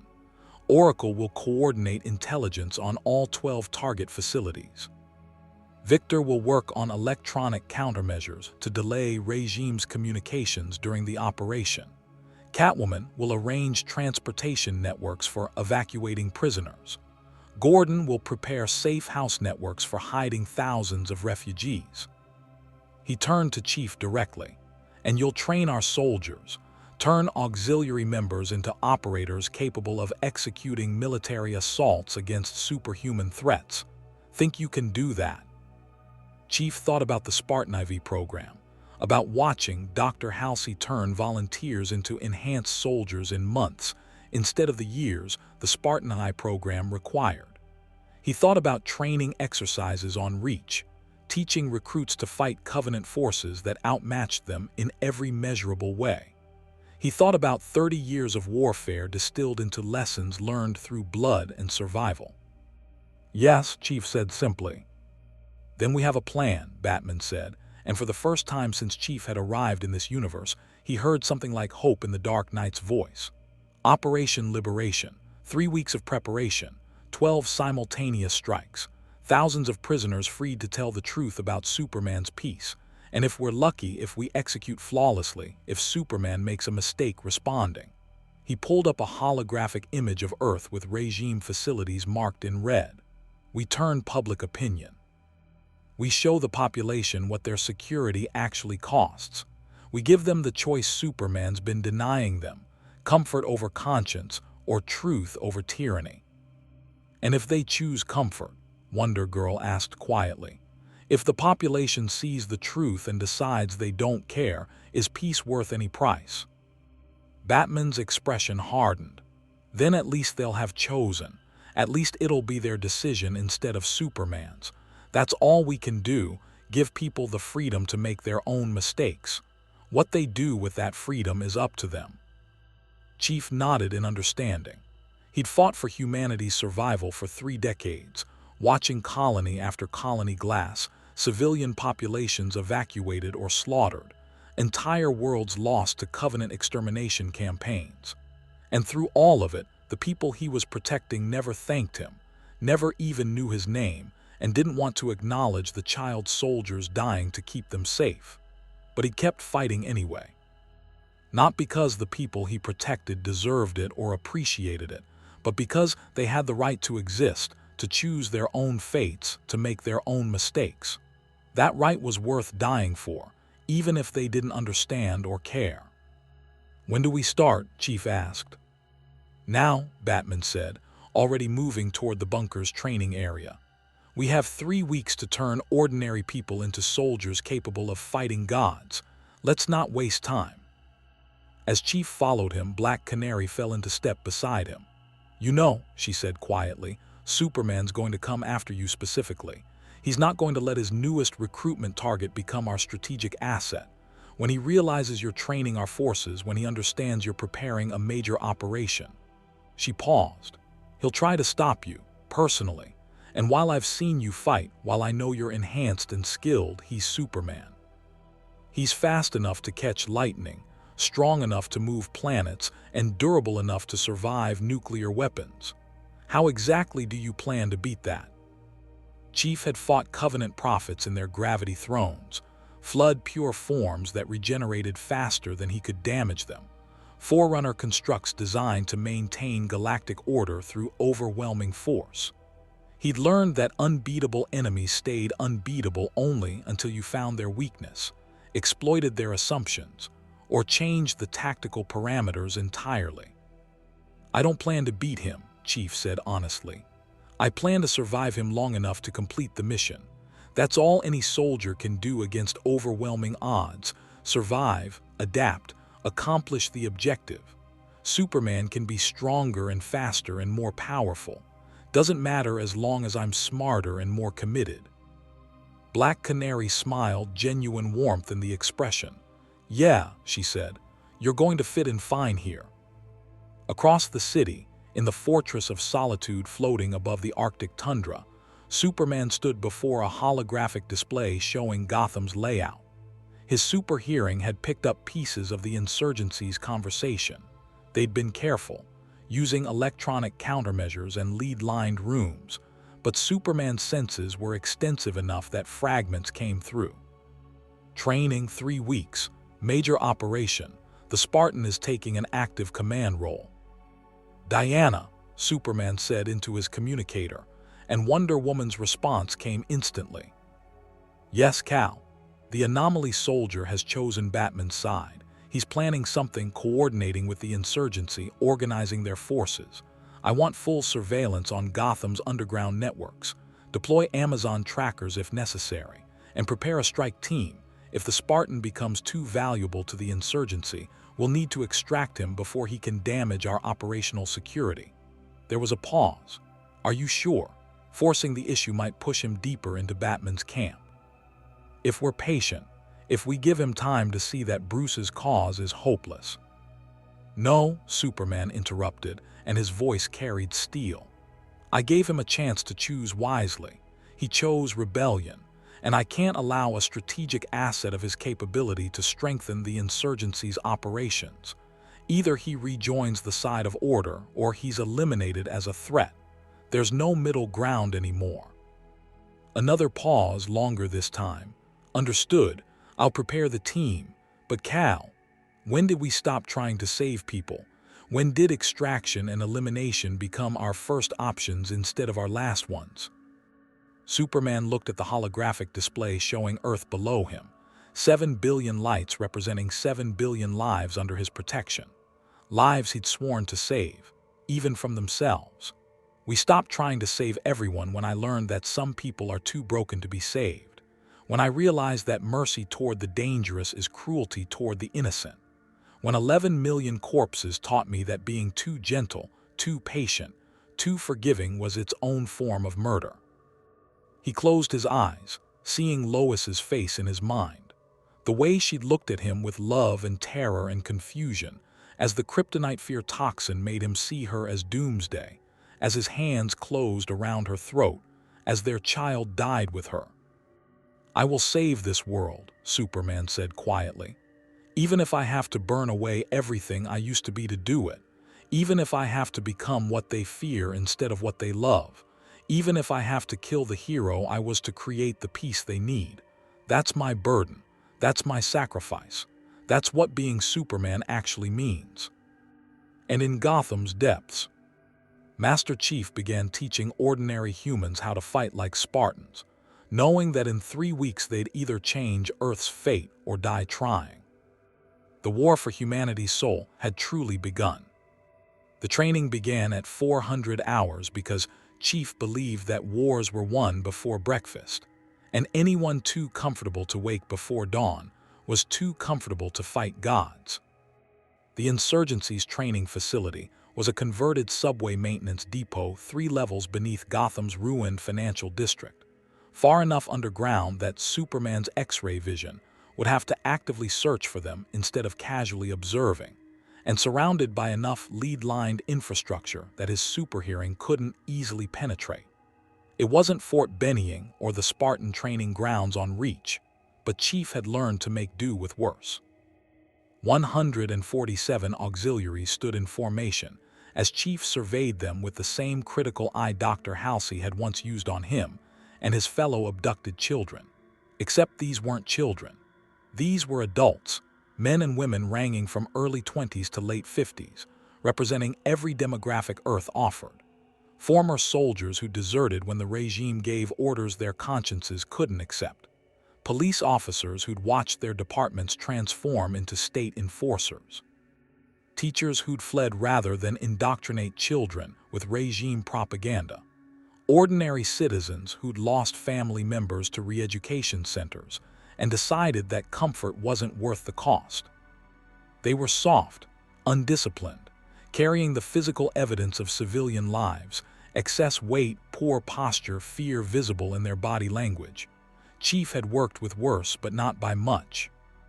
"My name is Master Chief Petty Officer John 117, he said, voice carrying through the depot with parade ground authority. "Most of you have military or law enforcement backgrounds. Some of you were good at your jobs. None of you is good enough for what's coming." He paused, letting that sink in. "In 3 weeks, you're going to assault hardened military facilities defended by soldiers with energy weapons that can disintegrate you, automated defense systems that make your old training obsolete, and potentially metahuman reinforcements who can kill you before you finish screaming. The statistical probability of casualties is 60 to 70% if everything goes perfectly. Higher if something goes wrong. And something always goes wrong." He watched their faces, looking for the ones who'd break now versus the ones who'd break under fire. Most were afraid, good, fear kept you alert. A few were angry, better, anger fueled aggression. And a handful were calm, already processing the tactical reality with the mindset of people who'd made peace with mortality. Those were the ones he'd make into fire team leaders. "You're not going to be Spartans," Chief continued. "You're not going to be Navy SEALs or ODST shock troopers or anything approaching elite special forces. You don't have the augmentations, the training time, or frankly, the genetic lottery required for that level of capability. But you don't need to be elite. You need to be competent, coordinated, and committed to completing objectives even when everything goes wrong and half your team is dead. That I can teach you." He nodded to Batman, who stood in the shadows observing with his usual predatory stillness. The Dark Knight activated holographic displays showing the 12 target facilities in detail, architectural layouts, guard rotations, defensive emplacements, and estimated civilian populations. "Each facility will be assaulted by a 12-person team," Chief explained, falling into the familiar rhythm of pre-mission briefing. 2 fire teams of 6, each with specific responsibilities.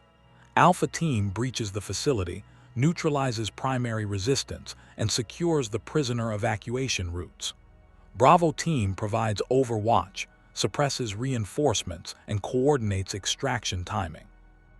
Both teams train together, eat together, sleep in adjacent quarters, and learn to operate as a single cohesive unit. He gestured, and the holographic display reorganized the auxiliaries into 12 color-coded groups. "These are your teams. These are the people whose lives depend on your competence and whose competence determines whether you survive the next 3 weeks of training, much less the operation itself. Learn their names, learn their capabilities, learn their weaknesses, and learn to trust them with everything you have, because that's the only way any of you make it out alive." A hand raised, a woman in her 30s with the weathered look of someone who'd spent time in combat zones. "Sir, 3 weeks isn't enough time to build unit cohesion. Military doctrine says." "Military doctrine," Chief interrupted, "is designed for conventional warfare against conventional opponents. You're not fighting conventional opponents. You're fighting metahumans, energy weapons, and an orbital surveillance network backed by a god who can hear your heartbeat from space. Conventional doctrine will get you killed." He stepped toward her, not threatening but certain. I've trained soldiers in days who survived combat against enemies that made regime forces look like training dummies. The Covenant glassed entire planets. The Flood consumed civilizations. Forerunner constructs could disintegrate matter with directed energy, and baseline humans without augmentations or advanced technology fought them anyway and sometimes won. You want to know how? They learned fast, adapted faster, and executed their missions with absolute commitment even when the math said they should die. He looked at the assembled auxiliaries, seeing past their fear to the potential underneath. That's what you're going to become. Not elite, not invincible, just competent enough to execute your part of the mission and committed enough to do it even when you're terrified. That's all I need from you. Can you do that? Silence, then from the back of the formation a man's voice, "Yes, sir." Then another, "Yes, sir."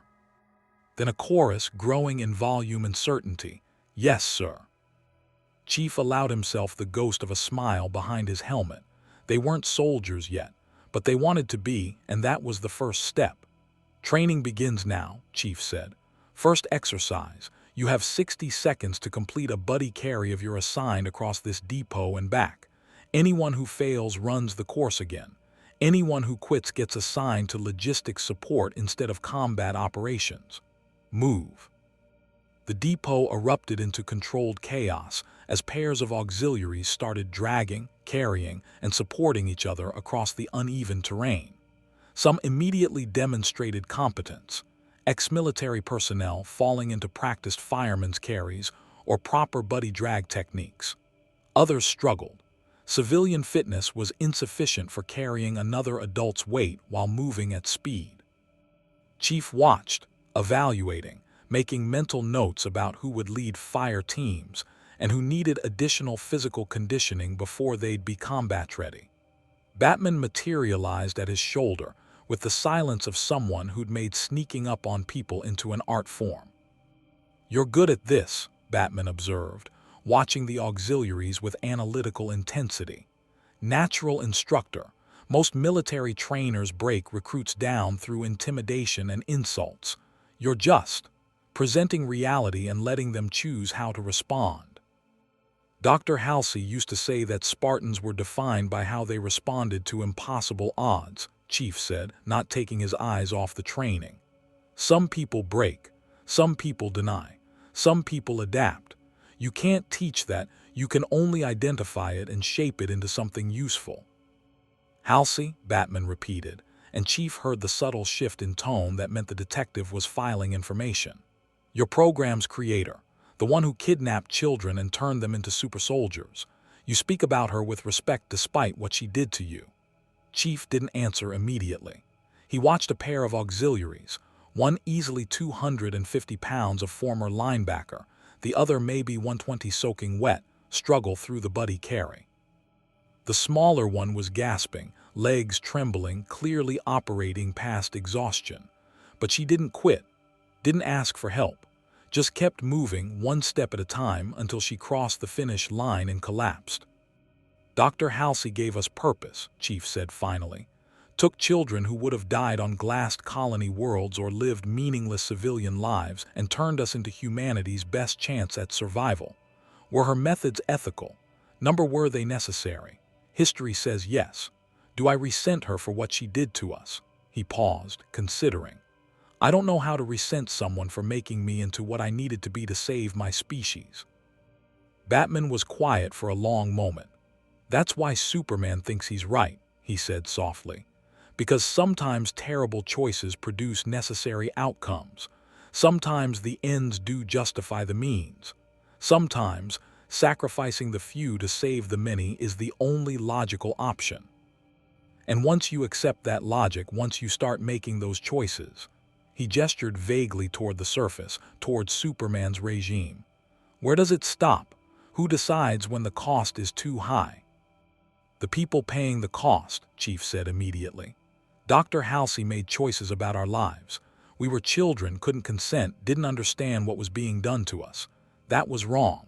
But as adults, as soldiers, we have to choose whether to keep fighting or walk away. Most of us chose to keep fighting because we believed in what we were protecting. That's the difference. Superman's making choices for Earth's entire population without their consent. If they chose his peace knowing the full cost, that would be different. But he's not giving them that choice. No, Batman agreed, he's not. The first wave of auxiliaries finished their buddy carries, and Chief immediately launched them into the next exercise, fire team movement drills, practicing how to advance under fire using proper bounding overwatch techniques. It was basic infantry doctrine that any UNSC Marine would have learned in boot camp, but many of the auxiliaries had never trained in coordinated small unit tactics. They were sloppy, bunched up instead of maintaining proper dispersion. Moved too slowly, telegraphed their intentions, and failed to provide adequate covering fire for advancing elements. But they were learning, adapting, and showing improvement even within the first hour of training.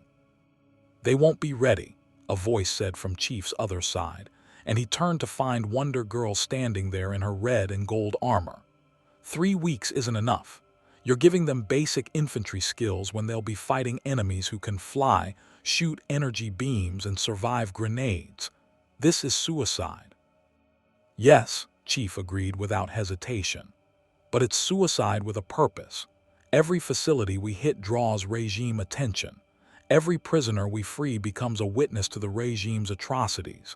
Even if only half the team succeed, even if casualties are 70%, we'll have freed thousands of political prisoners and demonstrated that the regime can be challenged. That's worth the cost. Is it? Wonder Girl's voice was hard. Is it worth these people's lives? They're not soldiers. They're civilians who decided to fight because they lost people to Superman's regime. You're going to get them killed. They're going to get themselves killed, Chief corrected. I'm just making sure their deaths accomplish something instead of being wasted on failed missions. That's what soldiers do. We turn mortality into tactical advantage. We spend our lives to buy objectives, and everyone here knows that. They volunteered knowing the odds. Denying them the chance to fight just because they'll probably die is denying them agency, same as Superman does. Wonder Girl stared at him, and Chief saw something like recognition in her expression. "You really are a weapon," she said quietly. "A person-shaped weapon pointed at problems that need destroying. Diana tried to make me into that. Tried to teach me that warriors exist to impose order through violence, that strength gives you the right and responsibility to make hard choices for people too weak to make them themselves.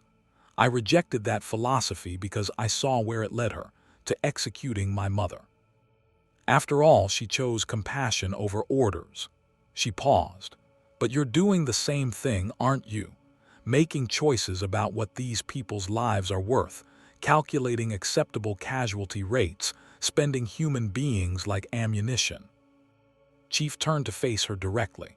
"Yes, and the difference between Wonder Woman and me is that I don't pretend I'm doing them a favor. I don't claim it's for their own good or that they should be grateful.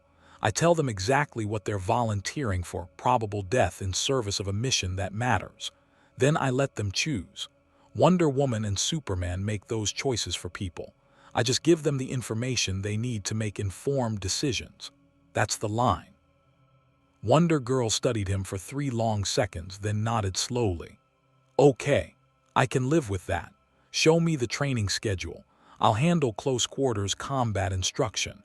If they're going to die fighting metahumans, they should at least know how to exploit superhuman overconfidence." As she walked toward the auxiliaries, Batman made a sound that might have been approval. "You're building loyalty," he observed. "Not through speeches or manipulation, but by treating them like competent adults capable of making their own choices about mortality. That's rare." "It's efficient," Chief corrected. "Soldiers who choose to be there fight harder than soldiers who were ordered to be there. And we're going to need everyone fighting at maximum efficiency if this operation has any chance of success." The training continued. Hour after hour, day after day, Chief pushed the auxiliaries through exercises that left them exhausted, battered, and progressively more competent. He taught them room-clearing techniques adapted for fighting enemies with superhuman reflexes. He drilled them on evacuation procedures for moving large numbers of traumatized civilians under fire. He trained them to operate regime energy weapons captured by the insurgency, teaching the mechanical principles that made the weapons function and the tactical applications that made them lethal. Victor handled technical training, teaching team leaders how to bypass regime security systems, disable automated defenses, and coordinate timing across 12 simultaneous operations using encrypted communications that regime surveillance couldn't easily intercept. Catwoman taught infiltration techniques, showing them how to move through facilities without triggering alarms, how to blend with regime personnel during initial approach, and how to extract information from security systems. Commissioner Gordon organized logistics, ensuring each team had detailed intelligence on their target facility, evacuation routes mapped, safe houses prepared, and contingency plans for when, not if, things went wrong. Black Canary coordinated with resistance cells globally, preparing local support for each team's extraction. And Batman watched everything, correcting tactical errors, adding complications to training scenarios, pushing the auxiliaries harder than Chief would have dared without the Dark Knight's implicit endorsement. He was testing them, Chief realized, not just evaluating their combat capability but measuring their commitment, their willingness to continue even when the training felt impossible. On day 7, Superman came. Chief was running a live-fire exercise, auxiliaries advancing through a mock-up facility while automated turrets fired training rounds that hurt like hell but wouldn't kill, when every sensor in his armor screamed proximity warnings. Motion trackers are painting red, energy signatures that made no sense. Atmospheric pressure changes indicated something moving impossibly fast. Then Superman was standing in the center of the training depot, having somehow descended through 3 levels of underground infrastructure without triggering any of their perimeter alarms, and the auxiliaries scattered like prey animals confronting an apex predator. Training exercise paused, Chief said calmly into the tactical net, then stepped forward to place himself between Superman and the auxiliaries. His rifle came up automatically, muscle memory overriding the rational knowledge that 7.62 rounds would be useless against whatever physics-defying biology Superman possessed. "Stand down, Spartan," Superman said, hands visible and non-threatening but his mere presence radiating enough power to make Chief's instincts scream. "I'm not here to fight, I'm here to talk." "Then you should have called ahead instead of infiltrating our training facility," Chief said, not lowering his rifle. Behind him, he heard the auxiliaries achieving firing positions, heard weapons charging, felt the weight of 147 people looking to him for tactical guidance on whether to engage a threat they had no chance of defeating. Superman smiled, and it was sad. "Would Batman have let me in if I'd asked politely? Would you have agreed to hear what I have to say without assuming it was manipulation or propaganda?" He looked past Chief to the auxiliaries, his supervision apparently tracking each individual with disturbing precision. "I'm not here to threaten you. I'm here because I need you to understand what you're really doing." "We understand perfectly," Chief said.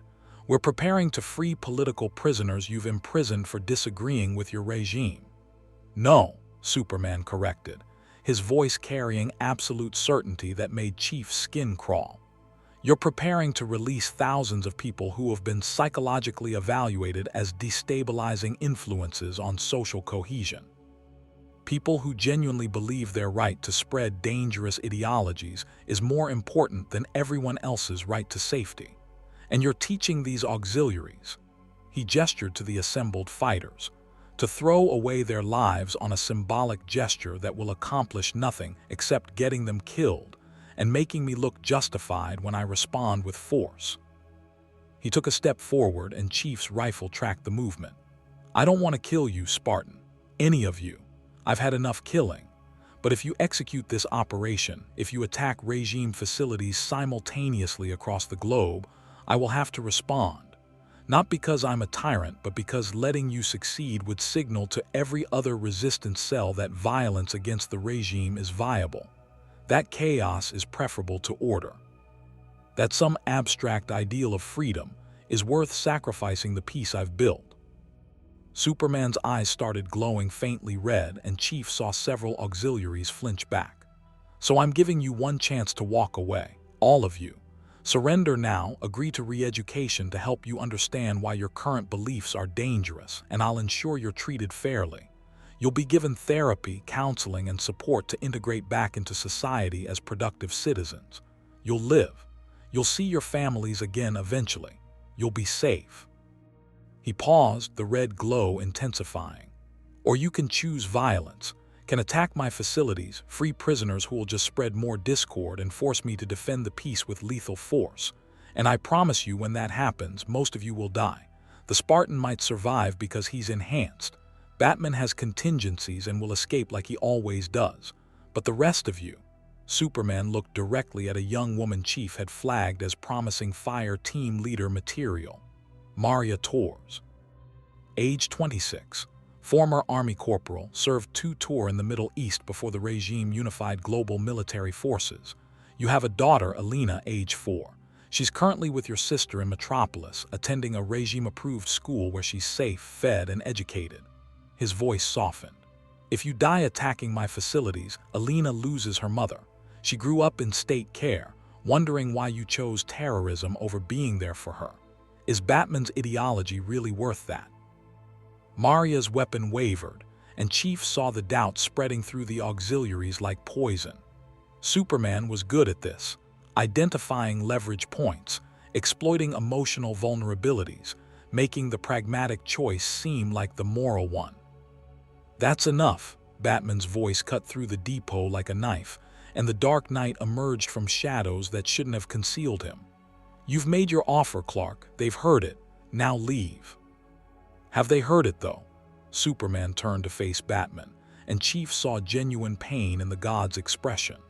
Or have you spent the last week filling their heads with propaganda about freedom and resistance while carefully omitting the part where most of them die and accomplish nothing? Did you tell them that in 3 years of fighting, your insurgency hasn't changed anything except adding to the death toll? Did you mention that I could end your rebellion tomorrow if I wanted? That the only reason you're alive is that I keep hopping you'll see reason? I told them the truth, Batman said coldly. That fighting for freedom means risking everything. That comfort purchased with submission isn't peace, it's imprisonment. That some things are worth dying for, even when victory is statistically impossible. And I gave them a choice, which is more than you ever do. Superman's expression hardened. Choice. You keep using that word like it's sacred, but choice without context is just chaos. These people don't understand the complexities of maintaining global order, don't see the bigger picture I have to manage. They can't make informed decisions because they don't have the information or perspective necessary. That's why leadership exists, Bruce. Someone has to make the hard choices when others can't. No, Chief said, drawing both their attention. Leadership exists to give people the tools and information they need to make their own informed choices. What you're describing isn't leadership. It's a dictatorship with good intentions. Superman looked at Chief with something like disappointment. You could have been an ally, a soldier who understands the necessity of hard choices, the weight of command, and the burden of doing terrible things for the right reasons. We're not that different. You and I, we've both killed to protect people. We've both made choices that haunt us. The difference is I'm trying to create a world where those choices never have to be made again, where no one has to lose what I lost. The difference, Chief corrected, is I killed enemies who were actively trying to exterminate humanity. You're killing people for disagreeing with you. There's no moral equivalence there. Superman's eyes flared brighter, and Chief felt heat wash over his armor like he was standing next to a fusion reactor. Those people, Superman said, voice tight with controlled fury, actively destabilize the order that prevents another metropolis. They spread doubt, encourage rebellion, and create the chaos that evil exploits. The Joker existed because people like them valued freedom over security, because society tolerated monsters in the name of civil rights. Never again. I will not allow another Joker, another madman, another 11 million corpses. Even if it means becoming what Bruce fears, even if it means ruling through strength instead of inspiration. That's my burden. That's my sacrifice. That's what you're too naive to understand. He rose 6 inches off the ground, cape rippling despite the lack of wind. Last chance, all of you, stand down, accept re-education, live, or continue this futile rebellion and die knowing you chose ideology over your families, over your lives, over every rational option available. Choose now. Chief looked at the auxiliaries, saw Maria Torres staring at her weapon, thinking about her daughter, saw others wavering, weighing Superman's offer against Batman's cause, calculating whether freedom was worth their lives. And Chief realized this was the moment. This was where the operation succeeded or failed, not in 3 weeks during the actual assault, but right now, in how these people responded to fear. "Permission to speak freely, sir," Chief said to Batman, using formal military protocol for the first time. Batman nodded. Chief turned to address the auxiliaries, speaking over Superman's hovering presence. "Some of you are thinking about taking his offer, wondering if maybe Superman's right, if maybe your families are worth more than some abstract ideal. That's not cowardice, that's human. Maria, thinking about Alina, wondering if your daughter needs a living mother more than she needs a dead martyr. That's love, not weakness." He paused, making eye contact with as many auxiliaries as his armor's sensors could track. "So here's what I'm telling you: if you want to take Superman's offer, do it. No judgment, no shame. Walk away, take the re-education, go home to your families, but understand what you're choosing. You're choosing comfort over conscience, safety over self-determination. You're choosing to let Superman decide what you're allowed to believe, what you're allowed to say, who you're allowed to be, and maybe that's worth it. Maybe your daughter is worth more than preserving the right to question authority. That's your choice to make." He gestured towards Superman. "But if you stay, if you continue training, if you execute this operation in 3 weeks, understand this too. You're probably going to die. Superman's right about that. Most of you won't survive, and the survivors will spend the rest of their lives hunted, hiding, watching loved ones pay the price for your choices. So you need to decide right now, today, whether dying for the possibility of freedom is worth more than living under the certainty of control." Chief lowered his rifle. "I can't make that choice for you. Batman can't. Superman can't, despite what he thinks. It's your life, your decision, your right. So choose. Stay and fight or leave and live. Either way, I respect your choice because it's yours to make. That's what freedom actually means." Silence. Superman hovered, waiting to see how many would accept his offer. Batman standing perfectly still, trusting Chief's words where his own might fail. The auxiliaries looking at each other, at their weapons, at the training facility that would become their tomb or their transformation. Maria Torres spoke first. "My daughter deserves to grow up in a world where questioning authority doesn't get you imprisoned, where she can make her own choices without a God deciding what's best for her. And if I die to give her that chance..." She raised her weapon, aiming at Superman, knowing it was useless but doing it anyway. Then at least she'll know her mother chose to fight rather than kneel. One by one, the others raised their weapons. Not all of them. 7 auxiliaries set down their rifles and walked towards Superman, accepting his offer with visible relief. Chief watched them go without judgment. They were making the rational choice, the survivable choice, just not the choice warriors made. The remaining 140 chose differently. Superman looked at them, at the weapons aimed at him, at the defiance that should have been impossible against his overwhelming power. And something in his expression shifted, not anger exactly, but profound disappointment. "So be it," he said quietly. "You've made your choice. In 3 weeks, when my forces respond to your attacks, remember this moment.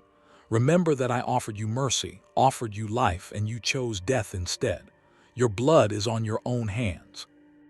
And Bruce," he looked at Batman with something like heartbreak, "their blood is on yours." Then he was gone, ascending through 3 levels of infrastructure as easily as walking through fog. and the auxiliaries stood there with raised weapons, trembling from fear and relief, and the terrible understanding that they'd just committed to probable death. "Training resumes in 5 minutes," Chief said calmly, as if Superman's visit had been a scheduled interruption rather than psychological warfare. "Hydrate, check your gear, and be ready for close-quarters combat drills. Move." The auxiliaries moved, and Chief saw something different in their posture now. Not confident, they weren't experienced enough for that yet, but commitment. They'd made their choice in front of a god and hadn't wavered. That was worth more than a month of training. Batman approached, cape swirling. That was well done, permitting them to leave, presenting Superman's offer as legitimate instead of dismissing it. "They're committed now, not because I demanded it or you manipulated them, but because they chose it freely. That's," he paused, searching for words, "that's what leadership actually looks like." "Dr. Halsey used to say that Spartans who chose to fight were worth 10 who were ordered to," Chief said. "Same principle applies here." "Halsey again," Batman noted. "You keep referencing her. Despite what she did, despite the ethical violations, you still respect her judgment." "She created something that mattered," Chief said. "Took children who would have died meaningless deaths and turned them into humanity's last hope. Were her methods monstrous? Yes. Did they work? Also yes. That's the paradox commanders face. Sometimes terrible choices produce necessary outcomes. The question isn't whether the choice was terrible, it's whether the outcome justified the cost. History decides that, not us." Batman was silent for a long moment. And what does history say about Superman? About a hero who became a tyrant to prevent tragedy? About a god who kills to enforce peace? Is that a terrible choice that produces necessary outcomes? Chief thought about the re-education centers, the executed teenagers. Maria Santos and her children were imprisoned for words. "No," he said finally, "because Superman's not preventing tragedy, he's preventing choice. There's a difference between harsh methods to achieve genuine protection and harsh methods to enforce compliance. The Spartan program protected humanity from extinction. Superman's regime protects humanity from itself. One is a necessary evil, the other is just evil." "Good," Batman said with grim satisfaction. "Because in 3 weeks, you're going to have to kill people who genuinely believe they're protecting the world. Regime soldiers who think they're heroes, who have bought Superman's propaganda, who will die defending facilities they believe are helping people. And I need you to be certain, that you're on the right side when you pull that trigger." "I am," Chief said, and meant it. The training continued. Day after day, the auxiliaries transformed from frightened civilians into something approximating soldiers. They'd never be Spartans, never be elite, but they were learning to move like units, to trust their fire team partners, to execute orders under stress. More importantly, they were learning to believe they could fight gods and maybe survive. On day 14, Oracle reported regime activity escalating. Increased surveillance on known insurgency contacts. Wonder Woman leads strike teams against suspected resistance cells. Regime forces are reinforcing potential targets as if they knew something was coming, but couldn't pinpoint exactly what. "Superman's preparing," Batman said during the evening briefing, the core team assembled around holographic displays. "He knows we're planning something significant. He's spreading his forces, trying to defend everything, which means he'll be strong nowhere. That plays to our advantage." "Unless he's baiting us," Victor countered, his remaining cybernetic eye processing tactical data. "What if he wants us to attack, wants us to commit our forces so he can respond with overwhelming power and crush the insurgency permanently?" "That's possible," Chief admitted. "But it doesn't change the mission parameters. We attack in 1 week regardless of what Superman's planning. The political prisoners are suffering every day we delay. The longer we wait, the more time the regime has to adapt to our preparations. We execute on schedule or we don't execute at all." Commissioner Gordon pulled up casualty projections that made everyone in the room uncomfortable. Conservative estimates put our losses at 70% even if everything goes perfectly. If Superman responds faster than we project, if the facilities are more heavily defended than intelligence suggests, if our teams get bogged down evacuating prisoners. He trailed off, apparently unable to articulate just how bad the math could get.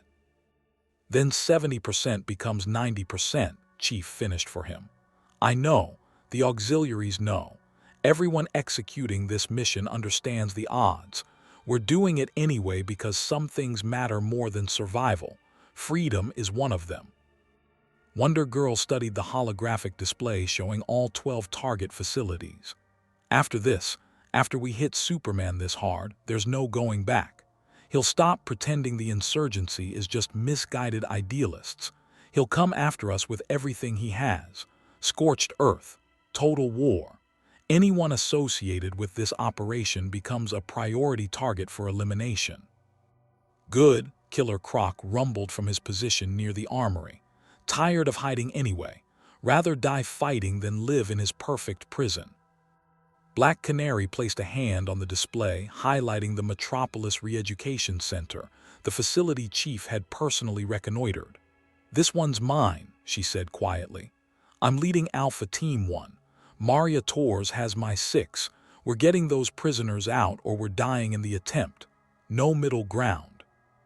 One by one, the team leaders called their targets. Victor is taking the Gotham facility. Catwoman infiltrates the regime's European detention center. Wonder Girl assaulted the facility where her mother had been held. Commissioner Gordon is coordinating from the command center. Batman maintains a mobile response capability to support whichever team runs into unexpected complications. What about you, Spartan? Batman asked. Which facility are you hitting? Chief studied the display, running probability calculations. The Metropolis facility was the highest risk, closest to Superman's primary operating area, most heavily defended, largest civilian population to evacuate. It was also the most symbolically significant. Freeing prisoners from the crater where Superman's fall began would send a message that couldn't be ignored. Metropolis, Chief said. Alpha Team 1 support. I'll provide tactical coordination and heavy weapons support. Someone needs to slow down regime reinforcements long enough for the civilians to evacuate, and I'm the only one here with armor that might survive sustained energy weapon fire long enough to matter. Batman nodded slowly. You understand that's a suicide position. You'll be drawing fire from multiple regime response teams while stationary. Your shields are already compromised. Your ammunition is finite. And Superman will respond to the Metropolis facility first because of its symbolic importance. You'll be fighting him directly within 10 minutes of mission initiation. I know, Chief said, but the mission succeeds or fails in Metropolis. Free prisoners from the crater where Superman's tyranny began and you change the narrative. Prove that Ground Zero can be reclaimed from his control. That's worth dying for. He looked at Batman directly. Besides, I'm a Spartan. We don't die, we just go missing in action. That's what the official reports always say. Batman's lip twitched. Then let's make sure you go missing somewhere that matters. The final week of training passed in a blur of final equipment checks, mission rehearsals, and the grim understanding that this was probably the last week most of them would be alive. Chief pushed them harder than ever, running assault simulations until muscle memory replaced conscious thought, drilling evacuation procedures until even exhausted and wounded, they could coordinate civilian extraction. On the final night, Maria Torres approached Chief as he was conducting weapons maintenance on his rifle, cleaning a weapon that probably wouldn't survive the coming battle, but maintaining it anyway because that's what soldiers did. Sir, she said, then corrected herself. Chief, I wanted to thank you for everything, for training us, for treating us like soldiers instead of cannon fodder, for giving us the choice when Superman tried to take it away. Chief looked up from his rifle. You're going to die tomorrow, he said bluntly. Probably, maybe not, but probably. You understand that? Yes, sir. And you're still committed, still willing to execute your part of the mission even knowing the odds. Yes, sir, she paused. My daughter deserves better than Superman's world, better than re-education centers and enforced compliance and a God deciding what she's allowed to think. If I have to die to give her that chance, to show her that some people fought back even when fighting was impossible. She smiled, and it was heartbreaking in its certainty. Then at least she'll know her mother tried. Chief nodded slowly. Then make it count, complete the mission, get those prisoners out. Let them tell their stories, change the narrative. That's how you win wars against impossible odds, one mission at a time, one objective at a time, one choice at a time. You might die tomorrow, but if you complete your mission first, you'll die having mattered. That's all any soldier can ask for. Maria saluted, crisp military precision despite 3 weeks of training, and walked back to her fire team to make final preparations. Batman appeared from the shadows because apparently that's what he did. She's going to die, he said quietly. They all are, most of them, maybe all of them, and we're sending them anyway because the mission matters more than their lives. How do you live with that? How do you order people to probable death and still sleep at night? Chief thought about Kelly dead on Reach, about Sam detonated in slipspace, about every Spartan who died under his command executing missions that demanded everything they had. You don't, he said finally. You don't live with it or sleep at night. You just keep fighting because stopping means accepting that they died for nothing. So you make sure they didn't. You complete the mission. You accomplish the objective.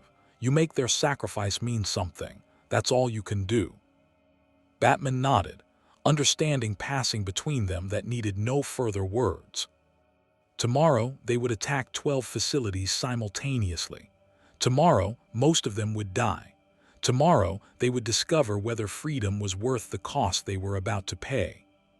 But tonight, 140 soldiers prepared for war against a god and knew, absolutely knew, that they'd made the right choice even if it killed them. Because some things were worth dying for. And freedom was first among them. The mission began at 300 hours across 12 time zones simultaneously, because wars against gods required perfect coordination and the willingness to sacrifice everything for a single coordinated strike. Chief stood in the back of the insurgency transport as it descended toward Metropolis, watching Alpha Team 1 perform final equipment checks with the practiced efficiency of soldiers who'd accepted their mortality and moved past it. Maria Torres adjusted her body armor, salvaged regime tactical gear, repainted matte black to avoid visual identification. Her weapon, a captured energy rifle that Chief had personally taught her to operate, hummed with lethal potential as she checked the charge. Around her, 11 other operators prepared with the same grim determination. They were going to die, most of them, maybe all of them, but they'd trained for 3 weeks to make that death count for something.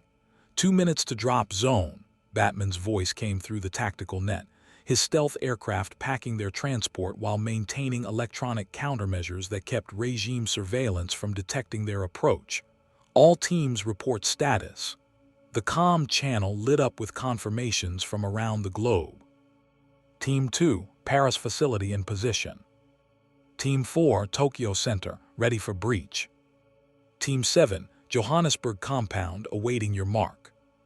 12 teams, 144 operators, all converging on regime re-education facilities simultaneously in what was either humanity's greatest act of coordinated resistance or the largest mass suicide in modern history. Chief activated his helmet's external speakers, addressing Alpha Team 1 directly. You know the mission, you know the odds, you know that Superman will respond within minutes of our breach and that holding him off long enough for civilian evacuation is statistically impossible. He paused, making eye contact with each operator through his golden visor. Do it anyway. Complete the objective. Get those prisoners out. Let them tell the truth about what Superman's peace actually costs. That's all that matters. Not survival, not glory, just the mission, understood? Yes, sir. The response was unanimous. voices steady despite the fear Chief could read in their elevated heart rates and stress hormone levels. Good. Chief chambered a round in his MA-5D assault rifle, the familiar mechanical sound grounding him in purpose. Then, let's go remind a god that humanity doesn't kneel. The transport doors opened to Metropolis night, the city still gleaming despite the late hour, Superman's perfect order maintaining infrastructure and security that made crime impossible and freedom optional. The Metropolis Re-Education Center rose before them, a fortress of red steel and golden energy barriers, this emblem emblazoned across its facade like a brand of ownership. Chief was first out, boots hitting pavement with half-ton impact, motion tracker immediately painting 43 contacts, regime guards patrolling the perimeter with military precision. Behind him, Alpha Team 1 deployed in textbook formation, 2 fire teams moving to flank positions while Chief advanced directly toward the main entrance. All teams, Chief said into the tactical net, execute, execute, execute. And around the world, 12 facilities were breached simultaneously. The Metropolis guards reacted instantly, professional soldiers responding to a threat with trained efficiency. Energy weapons came up, targeting lasers painting Chief's armor as they identified the primary threat. But Chief had fought Covenant elites in powered armor, had learned to read enemy tactics faster than opponents could execute them, and these regime soldiers were baseline humans following predictable doctrine. He moved before they fired, decades of Spartan reflexes letting him cross 20 meters in the time it took them to pull triggers. His rifle spoke in controlled bursts, not aimed to kill, but to disable, targeting weapons and extremities because these soldiers were just following orders, and Chief didn't kill unnecessarily. 3 guards went down with shattered weapons. 2 more collapsed with leg wounds that would heal but prevent them from fighting. The rest scattered for cover, and that 3-second disruption was all Alpha Team 1 needed to breach the perimeter. Bravo Team, establish overwatch, Maria Torres commanded, her voice carrying parade ground authority despite the chaos. Alpha Team with me. Breach charges on the main entrance, 30 seconds. Chief provided covering fire as Maria's team placed shaped charges on the reinforced doors, military-grade explosives that Catwoman had liberated from a regime armory 2 weeks ago. The explosion was precise, controlled, exactly the kind of breach a well-trained unit could execute in its sleep. Then they were inside, and Chief saw what Superman called rehabilitation. The main detention block stretched 3 stories high, chain-link cells packed with prisoners in gray jumpsuits. But unlike his reconnaissance visit, this time the facility was active, guards moving between cells, prisoners being extracted for clarity therapy, and the sounds of psychological conditioning echoing through industrial speakers. A voice Chief recognized as Superman's played on endless loop, explaining why dissent was dangerous, why questioning authority threatened everyone's safety, and why accepting regime guidance was the path to peace. It was indoctrination masquerading as therapy, and Chief's finger tightened on his trigger as righteous anger threatened his tactical focus. Control your fire, Chief commanded, recognizing the rage in Alpha Team's body language. Discriminate targets only. Guards are actively resisting but no executions. We're here to free prisoners, not murder soldiers following orders. Maria's team moved through the facility with practiced efficiency, clearing rooms and herding guards into secure areas. These regime soldiers weren't monsters. They were just people who believed they were maintaining order, protecting society, serving a hero. Killing them would make the insurgency no better than the tyrant they opposed. But not all the guards surrendered peacefully. Contact right, one of Maria's operators shouted, and Chief's motion tracker painted a new threat, a massive figure in heavy armor moving with metahuman speed. Not Superman, something else, someone else. The figure emerged from a security corridor, and Chief's tactical database immediately identified him. Bane. Enhanced strength through the Venom compound, genius-level intellect and tactical commander for the regime's special operations. And he was here in this facility, which meant Superman had anticipated their attack or gotten extremely lucky with guard rotation. "You dare attack the High Counselor's facility?" Bane's voice was distorted through his mask, but carried absolute certainty. "You terrorists truly believe you can challenge order itself?" He moved with shocking speed for someone his size, closing the distance to Chief before Alpha Team could establish firing solutions. A massive fist swung toward Chief's helmet with enough force to shatter concrete, and Chief barely got his arm up to block, the impact sending him sliding backward, armor servos screaming as they absorbed kinetic energy that would have killed a baseline human. Chief had fought brute chieftains in close combat. This wasn't that different, overwhelming strength requiring tactical response rather than matching force. He let Bane overextend on his next swing, ducked inside his guard, and delivered 3 precise strikes to nerve clusters that should have paralyzed a normal human's arm. Bane didn't even flinch. The venom compound apparently provided pain suppression alongside enhanced strength. "Impressive," he rumbled, grabbing for Chief with both hands, "but insufficient." Chief's shields, already weakened from the dimensional breach in weeks without proper recharge, failed as Bane lifted him and threw him into a cell wall. The impact would have killed an unaugmented human. Chief's Spartan enhancements and MJOLNIR armor barely kept him conscious as damage warnings cascaded across his HUD. "Team 1, complete the mission," Chief ordered, forcing himself upright despite cracked ribs and internal bleeding. "I'll handle this contact. Get those prisoners out." Maria hesitated. Chief could see it in her body language, the soldier's instinct to support a teammate under fire warring with the mission objective. But she'd learned well in 3 weeks of training. "Copy that. Alpha Team with me. Move, move, move." They left Chief to face Bane alone, trusting him to survive or at least buy them time. It was the right tactical decision, even if it felt like abandonment. Bane advanced with predatory confidence. "The Spartan, yes. Superman spoke of you. The soldier from another world who chose terrorism over peace. He wanted you recruited. Believed you could be reasoned with." His mask's breathing apparatus hissed. "I told him you were too damaged by your military conditioning to accept proper order. That soldiers like you only understand hierarchy and violence. Seems I was correct." Chief's rifle came up, but Bane was already moving, faster than any human should manage, crossing 10 meters before Chief could acquire target. A massive hand closed around the rifle barrel, crushing it like aluminum foil, and Chief was forced to drop the weapon before Bane could use it as leverage to break his arm. Hand to hand then. Chief had trained in close-quarters combat since age 6, had killed Covenant elites with his bare hands when ammunition ran out, and knew 17 ways to kill an enemy using only a combat knife. But Bane was enhanced, experienced, and fighting in a facility he knew intimately. This was going to hurt. Chief drew his knife and engaged, blade work precise and economical as he targeted arteries, nerve centers, weak points in Bane's armor.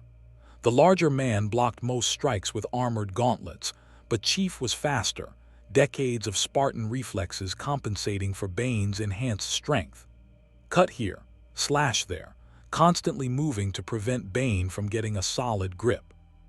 Behind them, Chief heard Alpha Team executing their mission, cell doors exploding open, prisoners streaming toward evacuation routes, Maria's voice maintaining calm authority despite the chaos.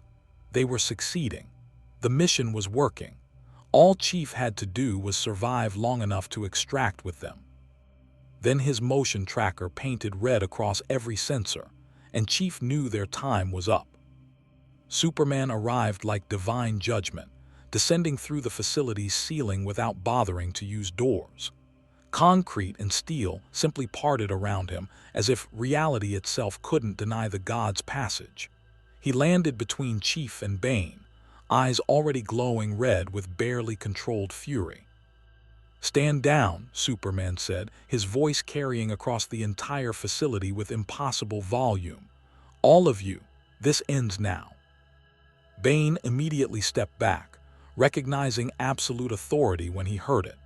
Chief stood his ground despite every tactical instinct screaming to retreat, knife still in hand, blood dripping from a dozen cuts where Bane had landed glancing blows.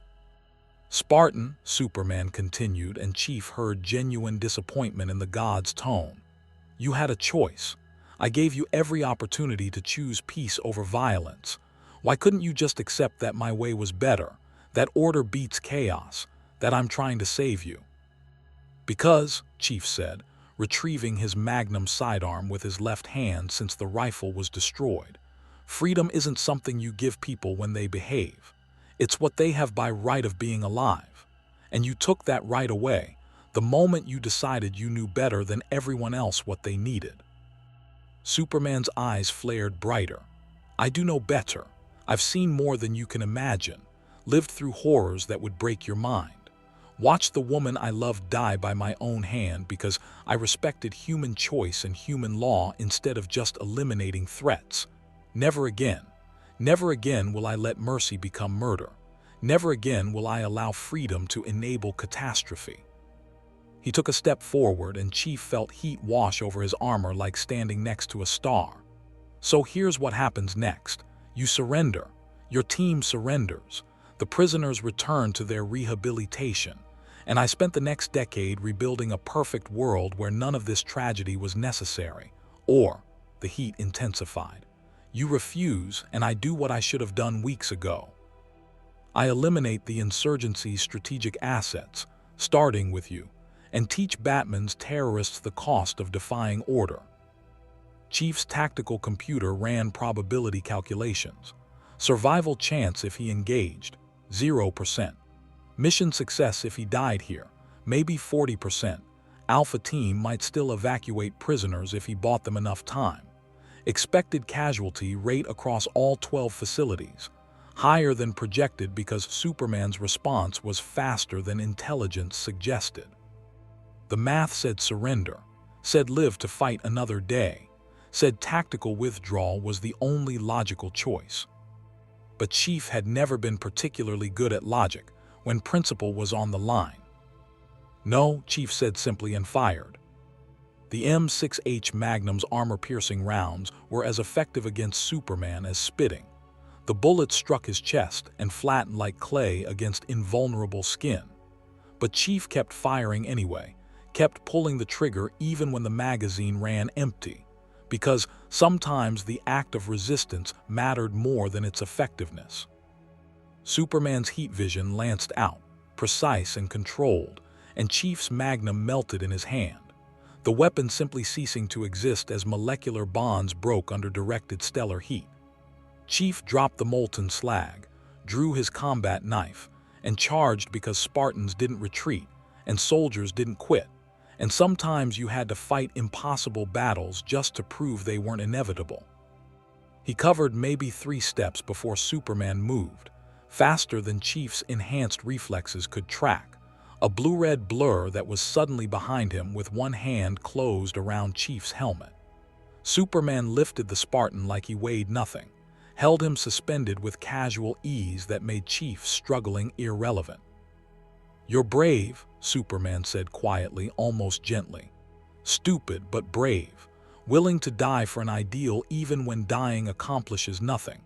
That used to be what I admired about humanity, that capacity for self-sacrifice in service of something larger. Now I just see it as a tragic waste." He squeezed, and Chief felt his helmet beginning to crack under pressure that could crush mountains. His HUD flickered, life support warnings cascading as the armor's integrity failed. This was it. This was how it ended, not fighting the Covenant, not defending Earth from the flood, but crushed by a god who thought tyranny was mercy. Then Oracle's voice exploded across the tactical net. "All teams, mission accomplished. All teams report successful prisoner liberation. I repeat, all 12 facilities compromised, all political prisoners evacuated. Regime response too slow, we fucking did it." Superman froze, his grip loosening fractionally as the implication registered. All 12, that's impossible. I had response teams prepared. I reinforced key facilities. How did you? Because you're predictable, Batman's voice cut in, and Chief saw him on the facility's roof through security camera feeds patched into his failing HUD. You reinforced the facilities you thought were most vulnerable based on insurgency patterns. But we changed our tactics, adapted, used your own strategic thinking against you. While you were here crushing the Spartan, we were liberating thousands of political prisoners across the globe. They're already spreading into the population, already telling their stories, already changing the narrative. You've lost, Clark, not militarily, but symbolically. And symbols matter, you taught me that. Superman's hand trembled with barely controlled rage, and Chief felt the pressure on his helmet increasing again. Then I'll just have to recapture them. All of them. Every single prisoner. Prove that resistance is futile. Prove that my order is inevitable.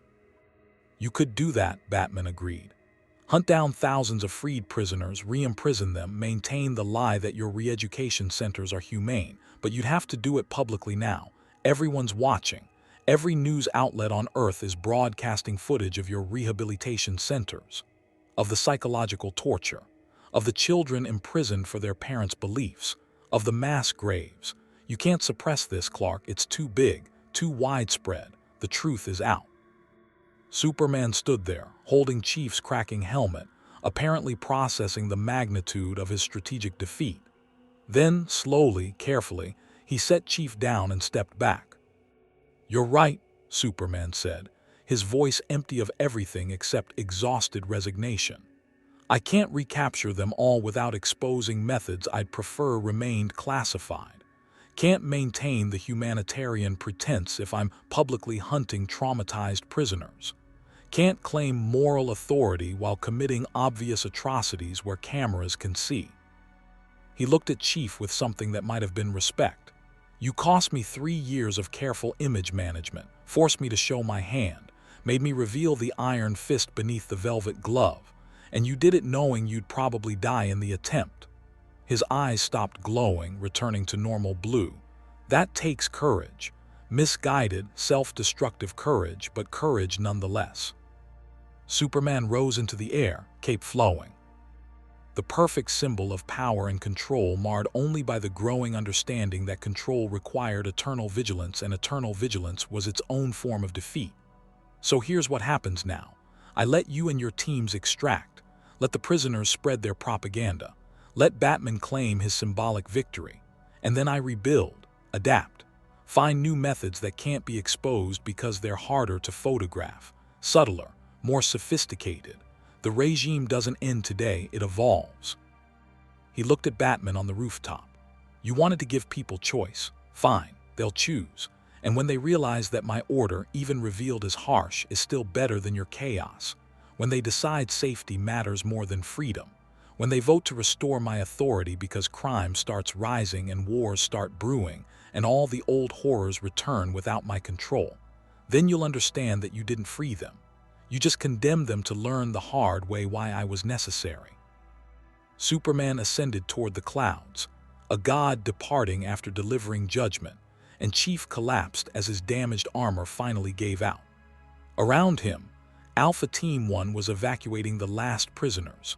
Maria Torres helping an elderly woman navigate rubble, other operators carrying children too traumatized to walk, everyone moving with urgent efficiency born of knowing Superman could return any second. "Chief," Maria was suddenly there, supporting his armored weight despite being a third his size. "We need to move. Can you walk?" Chief forced himself upright, servos grinding, armor barely functional but still operational enough to get him to extraction. "Mission status: complete, sir. All prisoners were evacuated from this facility. Other teams are reporting similar success across all 12 targets. Casualties." She paused, clearly struggling with the numbers. 47 operators KIA, another 38 wounded, but we got them out, got all the prisoners out. The mission succeeded. 47 dead, a third of their force, exactly within projected casualty rates, which somehow made it worse. They'd known this would happen, had planned for it, had accepted it as a necessary cost. Chief thought about those 47 soldiers, about their families who'd never see them again, about the choice they'd made to die for people they'd never met. Then their deaths mattered, Chief said, letting Maria help him toward the extraction point. Complete the mission and sacrifice means something. That's all we can do. They moved through Metropolis streets now filling with freed prisoners. Men, women, children streaming from the re-education center, some crying, some laughing, all carrying the physical and psychological scars of Superman's mercy. News drones were already filming, broadcasting live footage that the regime couldn't suppress fast enough. The truth was spreading like wildfire through a world that had been starved for truth. Batman's transport descended, stealth systems disabled, because hiding didn't matter anymore. The insurgency had just executed the most successful operation in their 3-year resistance. Chief collapsed into the troop bay, armor failing as medical warnings screamed that he had maybe an hour before internal injuries required professional treatment. But around the world, 12 teams were extracting. Thousands of political prisoners were freed. The truth about Superman's regime was spreading beyond the regime's ability to contain. And Earth's population would now have to choose, consciously choose, whether safety through tyranny was worth more than dangerous freedom. "We did it," Maria said, voice cracking with exhaustion and grief and something like triumph. "We actually did it. Lost nearly a third of our people, but we did it." Chief looked at her through his cracked visor. "No, you did it. You and the other operators who chose to fight knowing the odds. I just gave you the training. The courage, the commitment, the willingness to die for something that mattered. That was all you." Batman appeared in the troop bay, cowl pulled back to reveal Bruce Wayne's face for the first time since Chief had arrived in this universe.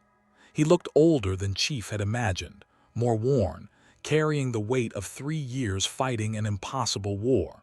But for the first time, he was smiling. "Oracle's compiling the footage now," Batman said. "Every re-education center, every moment of torture disguised as therapy, every political prisoner's testimony. We're distributing it through every channel we can access. Social media, news outlets, even hacking regime propaganda networks to broadcast it. Superman can't suppress this. It's too big, too widespread, too true." He looked at Chief directly. "You said you were a soldier from another universe's war, asked how to fight a god. Well, this is how. You expose him. You force him to reveal his true methods. You give people the information they need to make informed choices. And then you trust them to choose wisely, even when trusting humanity is the hardest thing in the universe." Commissioner Gordon's voice came through the calm, gruff, and proud. "First reports coming in from civilian populations. There are protests forming in Metropolis, Gotham, Paris, Tokyo, everywhere the prisoners returned. People are questioning the regime, demanding answers. Some are even calling for Superman to step down, to face accountability for what he's done. And some are defending him," Oracle added, her tone more measured. "Saying the re-education was necessary, that the prisoners were dangerous, that Superman's methods were harsh but justified. The population's splitting. We've created the choice Batman wanted, but we can't control which choice people make." "We're not supposed to control it," Chief said, forcing himself to sit upright despite protest from every damaged system in his armor. "That's the whole point. Freedom means letting people make their own choices, even terrible ones. Even choices we disagree with. We gave them information, gave them the truth. What they do with it is up to them." The transport rose above Metropolis, and through the failing optics of his helmet, Chief saw the city transforming before his eyes. Protests and counter-protests are forming. Regime soldiers looked uncertain as civilians confronted them with questions they couldn't answer. The perfect order Superman had built was cracking along fault lines that exposure had revealed. It wasn't a victory.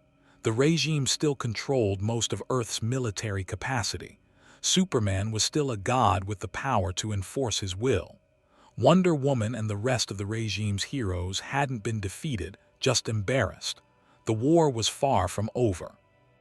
But for the first time in 3 years, Earth's population had a genuine choice. Had the information they needed to decide consciously whether Superman's peace was worth its cost. Had the option to resist, to question, to demand better from their protectors. And some of them, maybe not most, maybe not even many, but some, were choosing freedom. "What happens now?" Maria asked quietly, looking at the city below where her daughter presumably still lived, still attended regime schools, still grew up in Superman's world. "We've exposed the truth, made people choose, but Superman's not going to just accept this. He'll adapt, as he said, find new methods, and we're down to maybe 100 operators after today's casualties. How do we keep fighting when he controls everything and we're this depleted?" Chief thought about the Covenant War, about humanity losing colony after colony, fleet after fleet, battle after battle, about 30 years of tactical defeats that should have meant extinction but didn't because humanity kept fighting anyway, kept adapting, kept surviving, kept choosing to resist even when resistance seemed futile. "Same way any resistance survives," Chief said. "One day at a time, one mission at a time, one choice at a time. We find the people who chose freedom today and we protect them. We expose the regime's next evolution and give people new information. We survive, adapt, and keep fighting until either we win or we die trying. That's all soldiers can do. That's all anyone can do against impossible odds." He looked at Batman, at Maria, at Black Canary piloting the transport, at all the survivors of Operation Liberation who'd chosen to fight a god and lived to tell about it. "You asked me how to fight a god. Now you know. You don't beat him through superior force. You beat him by refusing to submit, by showing others that resistance is possible, by proving that some people will never kneel no matter how powerful the tyrant becomes. Superman can kill us, can hunt us, it can make us suffer. But he can't make us bow. That's our victory, that's what matters." Across Metropolis, across Earth, thousands of freed prisoners told their stories to anyone who would listen. News broadcasts played footage of re-education centers that couldn't be dismissed as propaganda because they were too detailed, too consistent, too horrifyingly real.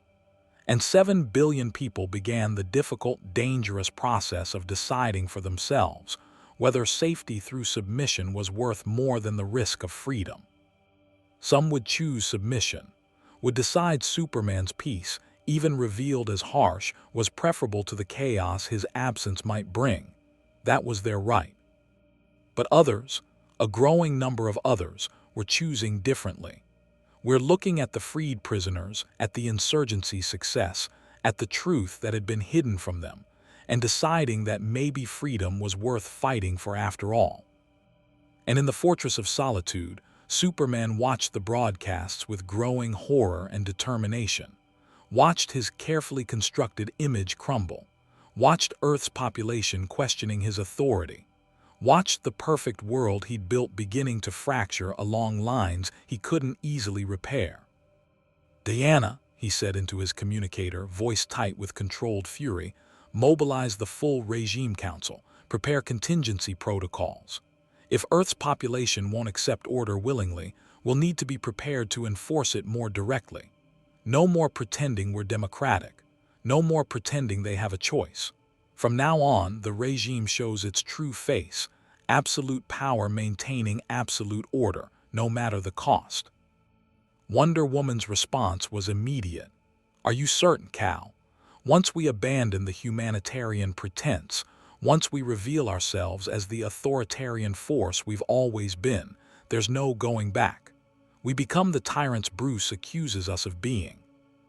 "We were always tyrants, Diana," Superman said quietly, sadly, but with absolute certainty. "We just pretended otherwise to make it more palatable. Bruce forced our hand, made us show what we really are. So be it. Better to rule as acknowledged tyrants than die as failed idealists. At least this way, Earth survives, even if humanity never forgives us for saving them." He closed the communication and looked at Earth spinning below his fortress, 7 billion lives he'd sworn to protect, even from themselves. The Spartans and Batman had won a symbolic victory, had exposed the truth, had given people a choice. And Superman would spend the rest of his existence proving that the truth didn't matter as much as survival, that choice was a luxury Earth couldn't afford, and that tyranny, honest, acknowledged, unapologetic tyranny, was the price of peace in a universe where 11 million could die because someone valued freedom over security. The war for Earth's soul had entered a new phase. The insurgency had proven that resistance was possible. Superman had accepted that ruling through fear was necessary. And caught between them, 7 billion humans would have to choose which future they wanted, dangerous freedom or safe submission. History would judge which choice was right. But for now, the choice existed. And that, Master Chief reflected as his armor's life support finally failed and unconsciousness claimed him, was what they'd fought for. Not victory, not peace, just the possibility of choice in a universe that tried to eliminate it. Some things were worth dying for. Freedom was first among them. And the legend of the Spartan, who came from another universe to teach Earth how to fight a god, would endure long after the soldier himself disappeared into myth. The Master Chief survived his injuries, though his Mjolnir armor was damaged beyond the insurgency's ability to repair. Without access to UNSC technology or compatible replacement parts, the Spartan who'd fought the Covenant for 30 years found himself operating at diminished capacity in a universe where gods walked as heroes and tyrants claimed the mantle of salvation. But damaged armor didn't make him less dangerous. If anything, fighting without shields, without full systems, without the technological advantages he'd relied on for decades, forced Chief to become more tactical, more precise, more fundamentally lethal in ways that transcended equipment. He became Batman's strategic advisor, the soldier who understood asymmetric warfare against overwhelming force. He trained new insurgency recruits who flocked to the resistance after seeing what Superman's peace truly cost. He planned operations that chipped away at regime infrastructure one mission at a time, proving that even gods could bleed if you knew where to cut. And across Earth, the freed political prisoners told their stories. Some were dismissed as propaganda. Some were believed and sparked outrage. Some changed nothing except giving voice to suffering that Superman would have preferred to remain silent. But the truth was out, spreading through populations that had never been given the choice to accept or reject Superman's rule. And with truth came division, those who chose security over freedom warring ideologically against those who chose freedom over security. The regime adapted, became more overtly authoritarian, and dropped the pretense of humanitarian concern in favor of naked power enforcement. Earth didn't become free. The insurgency didn't win. Superman's regime remained the dominant force, maintaining control through demonstrated power rather than manufactured consent. But the possibility of resistance endured. The knowledge that some people would never submit, no matter the cost, infected Earth's consciousness like a virus that authority couldn't eliminate. And in Gotham's shadows, in resistance cells across the globe, in the hearts of people who'd seen truth and couldn't unsee it, the fight continued. Master Chief never found his way home. The dimensional breach that brought him to the Injustice universe remained a mystery, the technology to reverse it beyond even Batman's genius or Superman's resources. He was stranded in a universe not his own, fighting a war he'd inherited by accident, dying slowly as his damaged armor degraded and his augmented body aged without proper medical support. But he was a Spartan, and Spartans didn't quit just because the war was unwinnable, didn't surrender just because going home was impossible, didn't stop fighting just because every day brought them closer to death. They fought until they couldn't anymore. Then they fought a little longer. Then they became legends that inspired others to keep fighting when rational calculation said to give up. The Master Chief became Earth's legend, the soldier from another universe who taught humanity that gods could be resisted, that tyrants could be exposed, that freedom was worth any cost, including death. His designation, Spartan 117, became a symbol the regime couldn't eliminate, a number that appeared in graffiti across subjugated cities, a rallying cry for people who chose dangerous freedom over safe submission. And somewhere in Gotham's depths, wearing armor held together by determination and Batman's engineering, a soldier who'd saved one universe continued fighting for another, knowing he'd never live to see victory, but fighting anyway because that's what soldiers did. Because some things were worth dying for. And freedom was first among them. The war between Superman's order and humanity's choice would continue for years, maybe decades, maybe forever.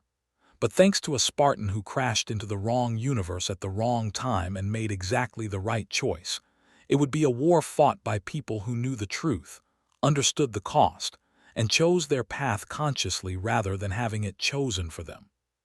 That wasn't victory. But for a soldier who'd spent 30 years fighting impossible odds, it was enough. Hope shines brightest in the darkest night. More stories await.